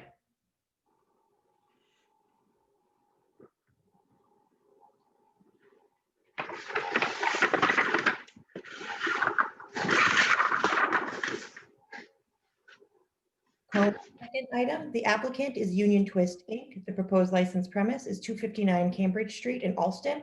This is an application for a retail recreational cannabis dispensary license. The proposed hours of operation are 9 a.m. to 8 p.m. This is a non-equity applicant. The date of initial filing with the board was December 5th, 2018. The date of initial filing with the Inspectional Services Department was December 4th, 2018. The date of the initial community meeting was February 6, 2019. The presentation team consists of Marie St. Fleur, Chief Executive Officer, Tahira Ramutala, Advisor, Amy McNamee, Senior Advisor, and Michael Ross, Attorney. Is the applicant present? Yes, we are, Madam Secretary. Just give me one moment.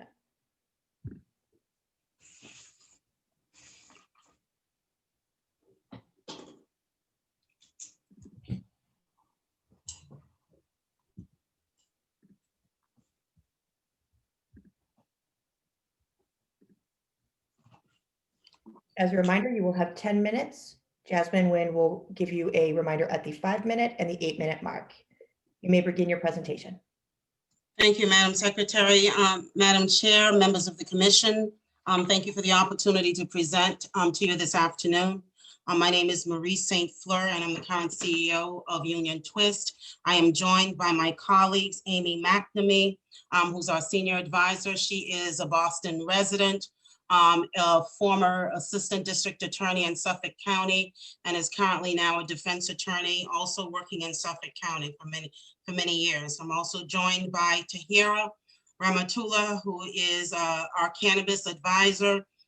She has many years of expertise in product development and operations in the cannabis industry, and she joins us today. We're also joined by our security personnel, and that is Kroll, whom we've engaged, and in our main contact there is Dan Linsky, who is a former chief of police here in the Boston Police Department, and we're also joined by Matt Skelly, our engineer.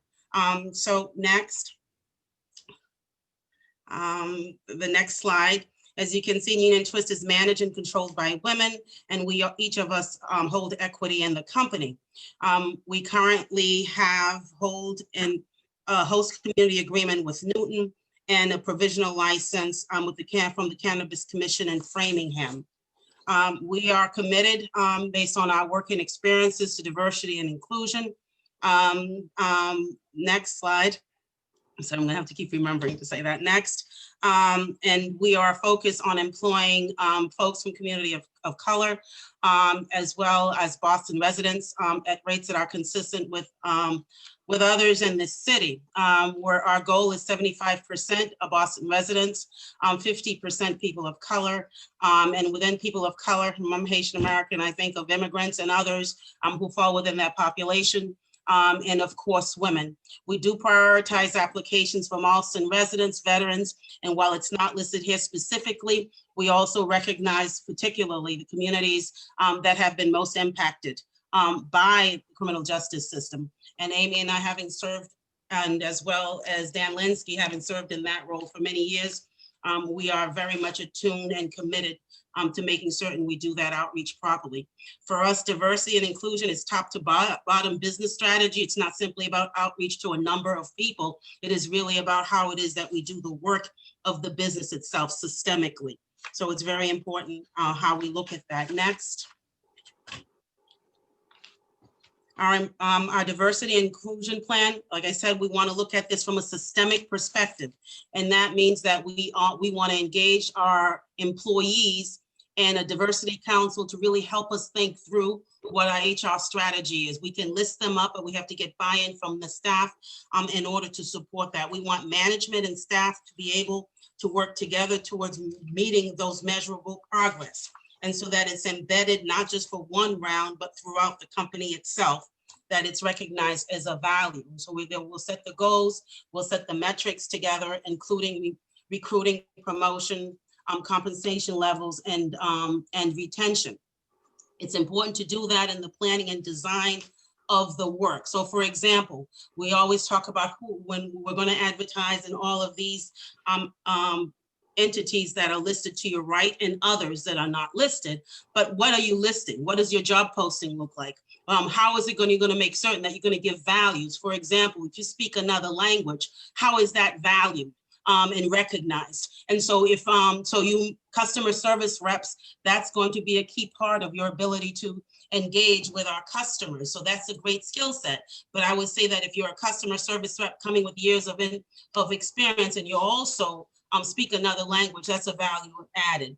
So those job postings should be thoughtful in terms of how we address it, our social media posting, as well as other network posting. We should be thoughtful about how we approach that. We also want to make certain that we create strong employee outreach for people. This is a nascent industry, and so people are going to need help in building their skills. While they may come in at an entry level, we want to make certain that we're growing them for opportunities that are going to create to grow in this industry. Next.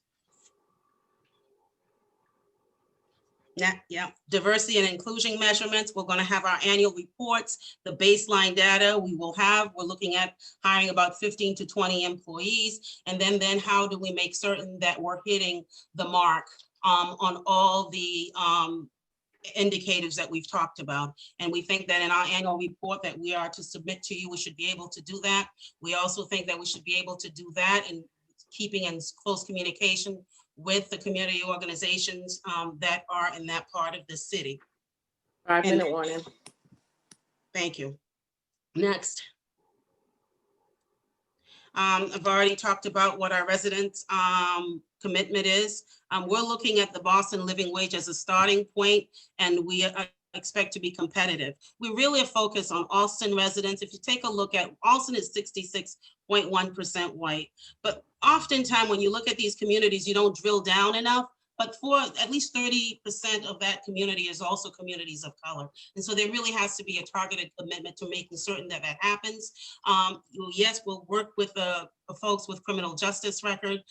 Yes, the city of Boston has a number of programs to begin that. Blaze Mass Hire, Operation Exits, the Mayor's Office of Returning Citizens, but so does Goodwill, so does Strive, so does Community Resources for Justice. There's a host of opportunity to really market appropriately so that we can connect with those communities and offer the appropriate kind of training. We also want to make certain that we help them with expungement of records if that is a necessary service that they need so that we can connect them with the right resource. Next. This is in terms of community feedback, 2018, 2019, we've probably had at least 4 meetings with the community at the Alston Community Civic Association. And then we had there was a community meeting on February 6th of 2019. We submitted with that initial application at least 70 letters of support dating back to 2019. We've stayed in communication with our abutters because there were some questions around traffic and what have you, and we continue to work that with them. And during that communication process, we were able to also have another meeting last week, I believe, on January 7th.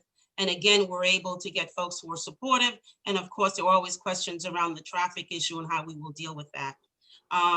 As you can see, Alston was one of the areas of the city that really supported the legalization of marijuana. 77% of the community saying that they were in approval. And next. We also received a letter of non-opposition from our city councilwoman. I've already talked to you about Dan Linsky. He'll be here to answer any questions that you might have around the security. We expect to have a state-of-the-art, and we will have a state-of-the-art security system. We will have at least 54 cameras in the area, really being able to pan out the floor and making certain that the property itself is properly monitored. We will have at least 1 security personnel on staff to help us on the compliance and the security issue, and we will also hire as needed. Next. 2-minute warning. This is the building here. It's a beautiful old building on Cambridge Street, Foreign Auto Parts. As you can see right now, that the way parking happens there is right in front of the building. Our expectation is that we're going to shift that. We're going to upgrade that building.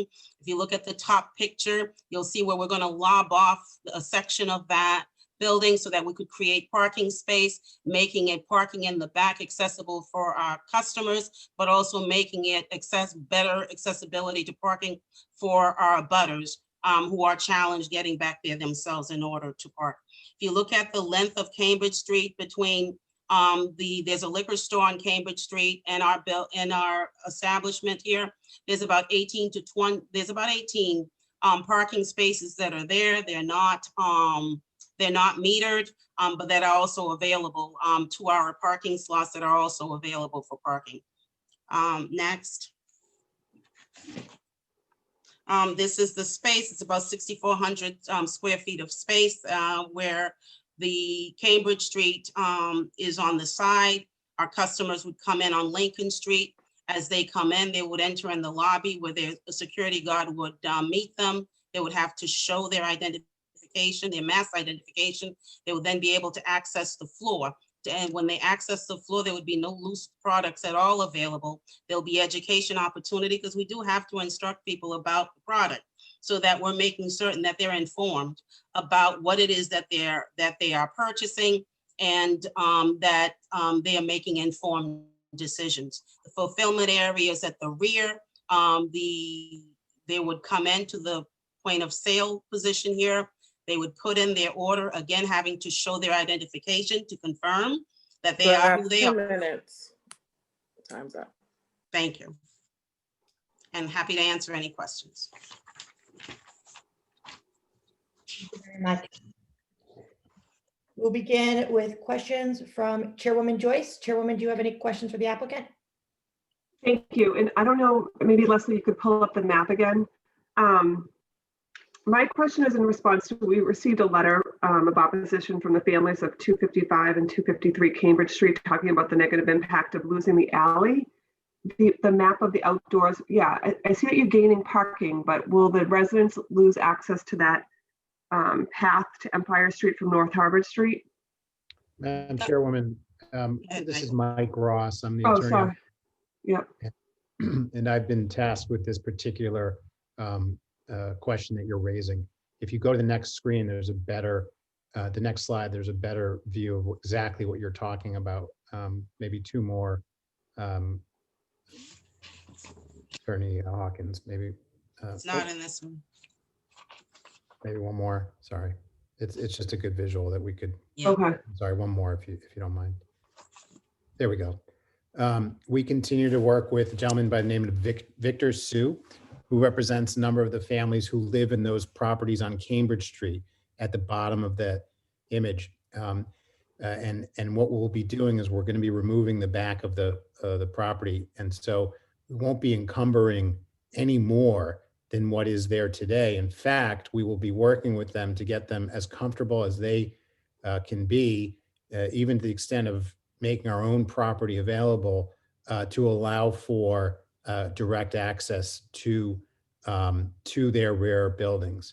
There's nothing that we're doing that would create more of an encumbrance of what's there today. So there, right now, we're looking at 9 parking spaces back there. We started with 10. The very reason why we dropped from 10 to 9 is to try to make it, as accessible not only to our customers but to the abutters behind us. So we won't be infringing on their property rights. We won't be infringing on any easements or doing anything we shouldn't be doing, but we are in direct conversation with them. My engineer has been in direct conversation with them as well. This drawing, we are going to send out actual surveyors to measure the land out there to the inch so that we will have. But Mr. Ross, just a specific question. Are they no longer going to be able to use the alley to get out to Empire Street? No, they will continue to be able to use the alley to get out into Empire Street. So can you explain why they're concerned? I do know that Victor is on the call today. I don't know why they have a concern that they won't be able to get out onto Empire Street. We're not changing anything in terms of access to Empire Street, and we were working with them every step of the way. Okay, thank you. Thank you. Chairwoman Joyce, do you have any No, additional? No, I don't. Thank you. Commissioner Lombos, do you have any questions for the applicant? Yes, thank you. I really appreciate the applicant's top to bottom D&I systemic approach to the application. I do want to just check in with you about the employment plan. I noticed that you want to comply with the Boston Living Wage Ordinance. It says also employee awards. Can you just share a little bit about what the benefits package might be and what employee rewards means?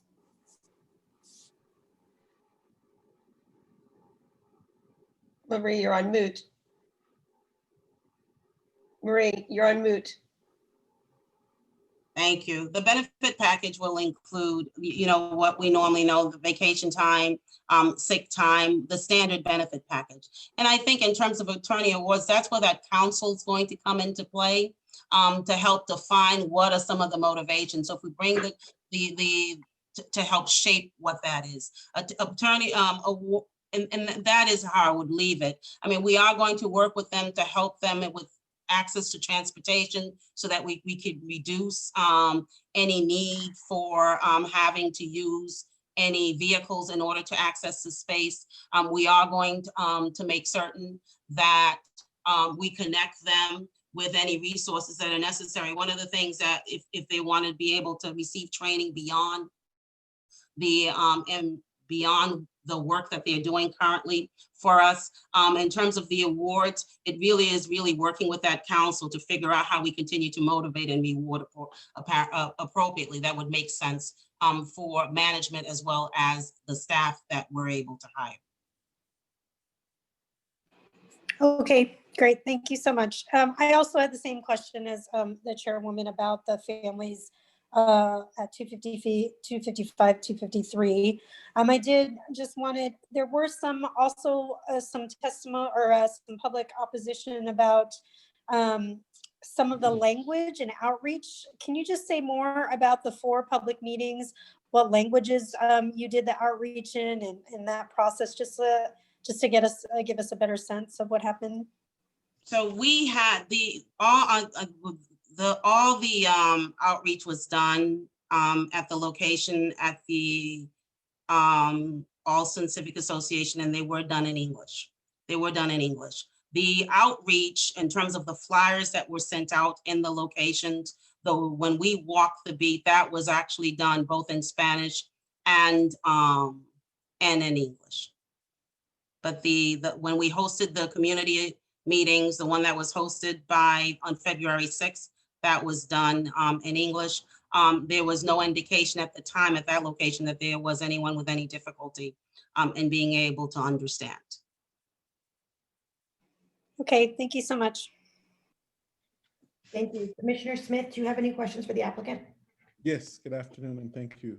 So Ms. Sainfor, you talked about metrics and goals and specificity, and says it's important to do that in planning and design. But I want to be a little bit more clear on the specifics around Corey hiring. And also part of the presentation talked about education, job training, and legal aid. Can you talk about that a little bit more and how that's integrated in your operations? So I think it's as it relates to, again, it goes to the postings. I always start with the posting because that's the piece that's going to talk to the public. It's the posting and the outreach, what networks you're using in order to connect with people. And so I don't want to limit the population of those who are have prior convictions. There's 50% opportunity. And our job is to make certain that we do the outreach and build a pool that would allow for everybody to come in and have that chance. And so when we do the job posting, to be clear about that, when we do the outreach, we go to the normal outlets that everybody's talked about, but also think about how we can work with the churches and in the larger community. How do we work with the community-based organizations? How do we talk to Community Resources for Justice, who actually works with reentry programs all the time? How do we outreach to Pine Street in order to make certain to give them the information and see if there's anybody that we can reach out to connect with?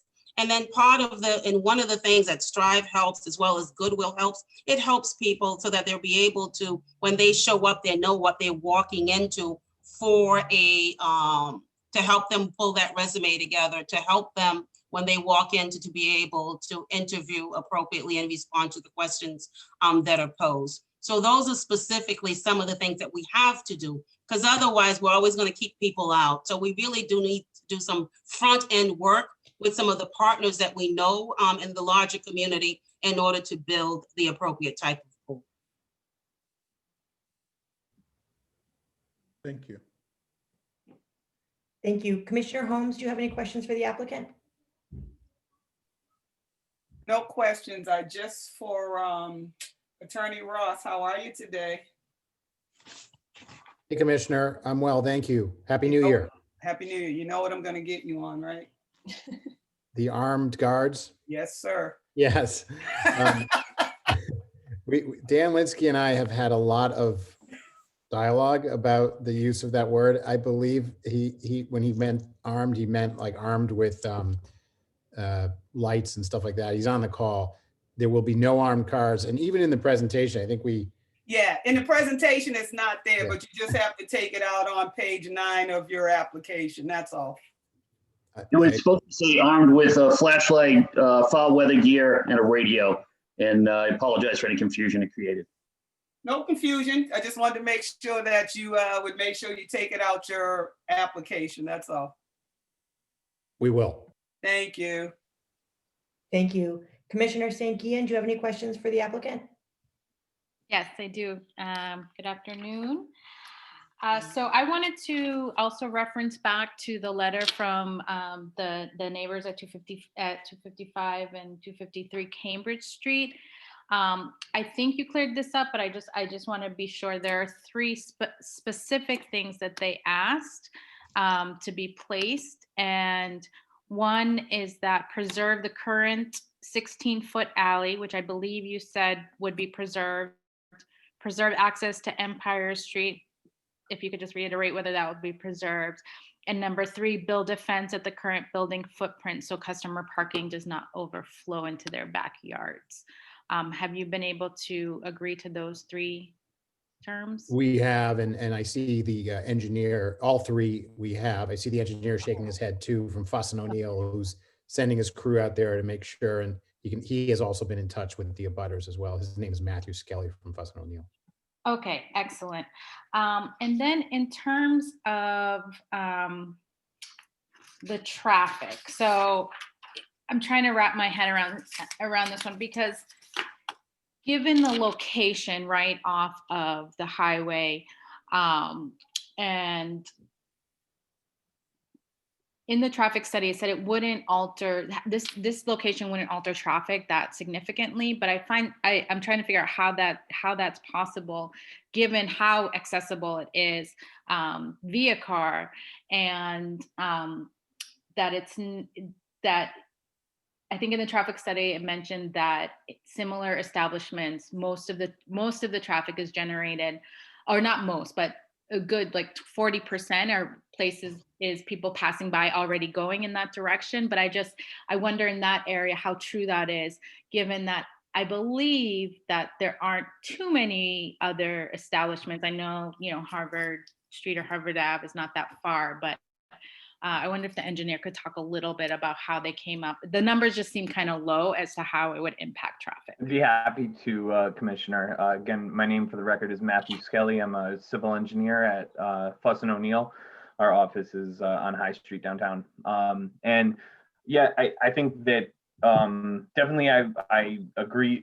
I would stand by that remark that the majority, especially in the long term, the majority of the traffic that at a location like this is going to be people who are, headed home from work and stopping off on their way where they're going. They're not what we would call new trips. They're trips that are already on the network. So instead of heading, continuing straight along Cambridge Street, you're going to have a right in and a right out for the most part. In fact, there'll be fewer left in and left out just based on the commuter patterns here. So it does have that going for it. And yeah, I think, you're going to see a lot of people, potentially utilizing on-street parking where it exists for just very, very quick turnover. and not taking up spaces for a long time. So all of that kind of combines to a relatively minimal traffic impact in the long run. Okay, so you don't see it as, for example, just as example, you use people on their way home. People work down, I mean, obviously post-COVID, but people who work downtown are going home who wouldn't normally get off of that ramp and make that stop. You don't see that as a significant increase? Well, yeah, I mean, it's certainly when you look at it right now, it could look like that. But really what we're trying to prepare for is the long term here. And when these shops are opened up all over the map, you're really going to see people who are mostly local to the area who are going to be shopping there, especially in a location like this. Right. So, but you would think that the shorter term will have more of an impact than the longer term, is what you're saying. Yeah, potentially, but yeah, even by the time that this comes on, there's going to be a lot more dispensaries that are opened up. Yeah, I think Commissioner, if I could just we've also- approved a couple already in Alston, if I'm not mistaken. Commissioner, one went fully recreational right over the line in the Watertown area as well. So some of the same neighborhood pull might be open for that facility as well. There you go. All right. Commissioner, we have a lot of work to do on the facility. We're going to be demoing the rear of the building. We're going to be, it was an old garage. We're going to have to be doing a lot of work on it. We're a good year, best case scenario from opening. Good. Thank you. Thank you. We will now turn to public testimony, beginning with elected officials or their representatives. Yes, Madam Chair, members of the board, Connor Newman with the Mayor's Office of Neighborhood Services. Let's go on record in support of this proposal. As the applicant mentioned, we conducted a community meeting on February 6th, the year 2019. Since then, though, the applicant has reached out to a number of local groups and residents as well and continued the community process. We think this is a fantastic opportunity to create jobs in the Alston area, specifically North Alston, and also a great opportunity to ensure that members of our minority communities get access to these jobs as well. As a former resident of North Alston, I can attest that there's great public transit in the area. You have 2 bus lines, the 64 MBTA bus and the 66 MBTA bus, and also it's not far from the future West Station. We would like to go on record of support, and we just ask that the applicant continue to work with direct abutters just regarding that alleyway access and just continue to work with their neighbors. Thank you. Thank you, Connor. Are there any other individuals on behalf of elected representatives? We'll now move to the public testimony. As a reminder, your testimony will be limited to 2 minutes. Additional testimony can be submitted via writing. One moment, we will begin with the individuals who signed up to testify online. If you did not, please utilize the chat function to testify. Please state your name, address, and affiliation. If any, please do not use the chat to state your opinion. Calling Jasmine Wong. Hi, I'm here. I live on 60 Empire Street. Go ahead. And does my time start now? Sorry, it's my first hearing. Okay. Hi, everyone. My name is Jasmine, and I'm a high school age resident of Alston Brighton, as well as a member of Boston's Mayor's Youth Council. So I'm testifying today to strongly oppose the Union Twist dispensary. And as a representative of youth, I'm focusing on youth-related concerns and highlighting those that I've collected from Alston's youth. And so the first concern is regarding the location, obviously the nature of Alston's community. If you take a look at the data from Alston Brighton's Community Development Center, less than 5% of housing in Alston is single family owned. And so that means that for 95% of housing, it's shared. And this is cutting a really bad deal for Alston's youth, because as Mr. Skelly was saying, the locals will be like frequent customers, and all the buildings surrounding the Union Twist location are triple-decker residential homes that have horrid ventilation. And as a resident of Empire Street, I can attest that when someone in the building uses marijuana, you can smell it when you're doing homework. And this is extremely distracting for youth, not to mention all the ongoing research in terms of the health hazards it has for developing youth in the area. And then this moves on to the second point of the bus stop. So the Union Twist location presently that is like people are applying for is a bus stop that children use frequently to get to school. And this is the 66 bus stop as well as the 57 bus stop. And the operating hours that are proposed right now are 9 a.m. to 8 p.m. And this just greatly conflicts with how kids are going to go to school. So then the question becomes, are youth not supposed to wait for the bus at that bus stop anymore? And kind of what example is this setting for like youth in the area who are waiting for school right in front of a pot shop? And my third point is regarding the vicinity of Boston Liquor, but I'll write a written testimony on that later. But knowing all of this, it's just frustrating for youth since we haven't really been considered in the conversation at all. And knowing the health impacts on children, pregnant women, and teens with developing brains, we're the ones who are going to be bearing the brunt of these decisions that adults make. So I think that's my 2 minutes. And thanks for listening. Thanks, Jasmine, for joining us. You did a great job testifying. Absolutely. Thank you so much. Calling Paula Alexander. Is Paula Alexander present? Calling Victor Sue. Mr. Sue is testifying on behalf of the 255 Cambridge Street abutters. That's right, yeah. So I'm speaking on behalf of the 6 families at 255 and 253 Cambridge Street that we all live directly next door. So Mike Ross spoke generally about the major issues, but some things seem to be overlooked. First, there's an alley that we share with the Union Twist project that we've been using for decades, and that alley is 16 feet. And I'm getting into the weeds here, but the proposal, if you pull up the slide, shows that that alley is going to shrink to 10 feet. And what that means is that if you're a fire truck, if you're a garbage collection, if you're a utility truck, you're not going to be able to serve our area. And as you know, if you're a maintenance truck parking on Cambridge Street or North Harvard Street, that's not feasible during the day.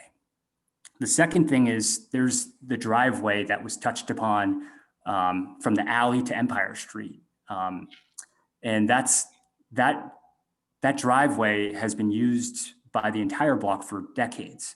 So at present, there's nothing in the plan that shows how exactly that pathway to Empire Street is going to be preserved. And if it's not preserved, that means the entire neighborhood is going to need to reverse drive a half city block to North Harvard Street. And if you're a toddler on the street, or if you're just walking on that alley area, that makes it very, very unsafe. And that doesn't work for us. And so we've had an email exchange saying that they're going to label something on the plan, but honestly, it's been dragged on for months and we haven't seen a commitment. And lastly, the current plan doesn't show a fence. So if you pull up any of the slides, there's no fence at the footprint. And that's very concerning for us. It means that there's going to be spillover into the alley for parking, which is directly in our backyards. So these are 3, I think, issues that haven't been resolved and seem to be, overlooked. And we'd really like to see a commitment. Thanks so much. Thank you. Calling Will Luzier. Mr. Luzier, there you go. Good afternoon. My name is Will Luzier. I'm an attorney. I live at 26 Riverdale Street in Alston. And this Union Twist location will be my neighborhood marijuana dispensary. I was the campaign manager for the initiative that passed in 2016. And since then, I've been working with a number of candidates to help them through the licensing process. And I look at this application and it seems to me to be thorough. It provides more than adequate security. I'm fully supportive of this application. I've known Marie St. Fleur for many years since we both worked for the Commonwealth. And I believe this is a solid proposal and it has my full support. Thank you. Thank you. Are there any other individuals who wish to testify regarding this application?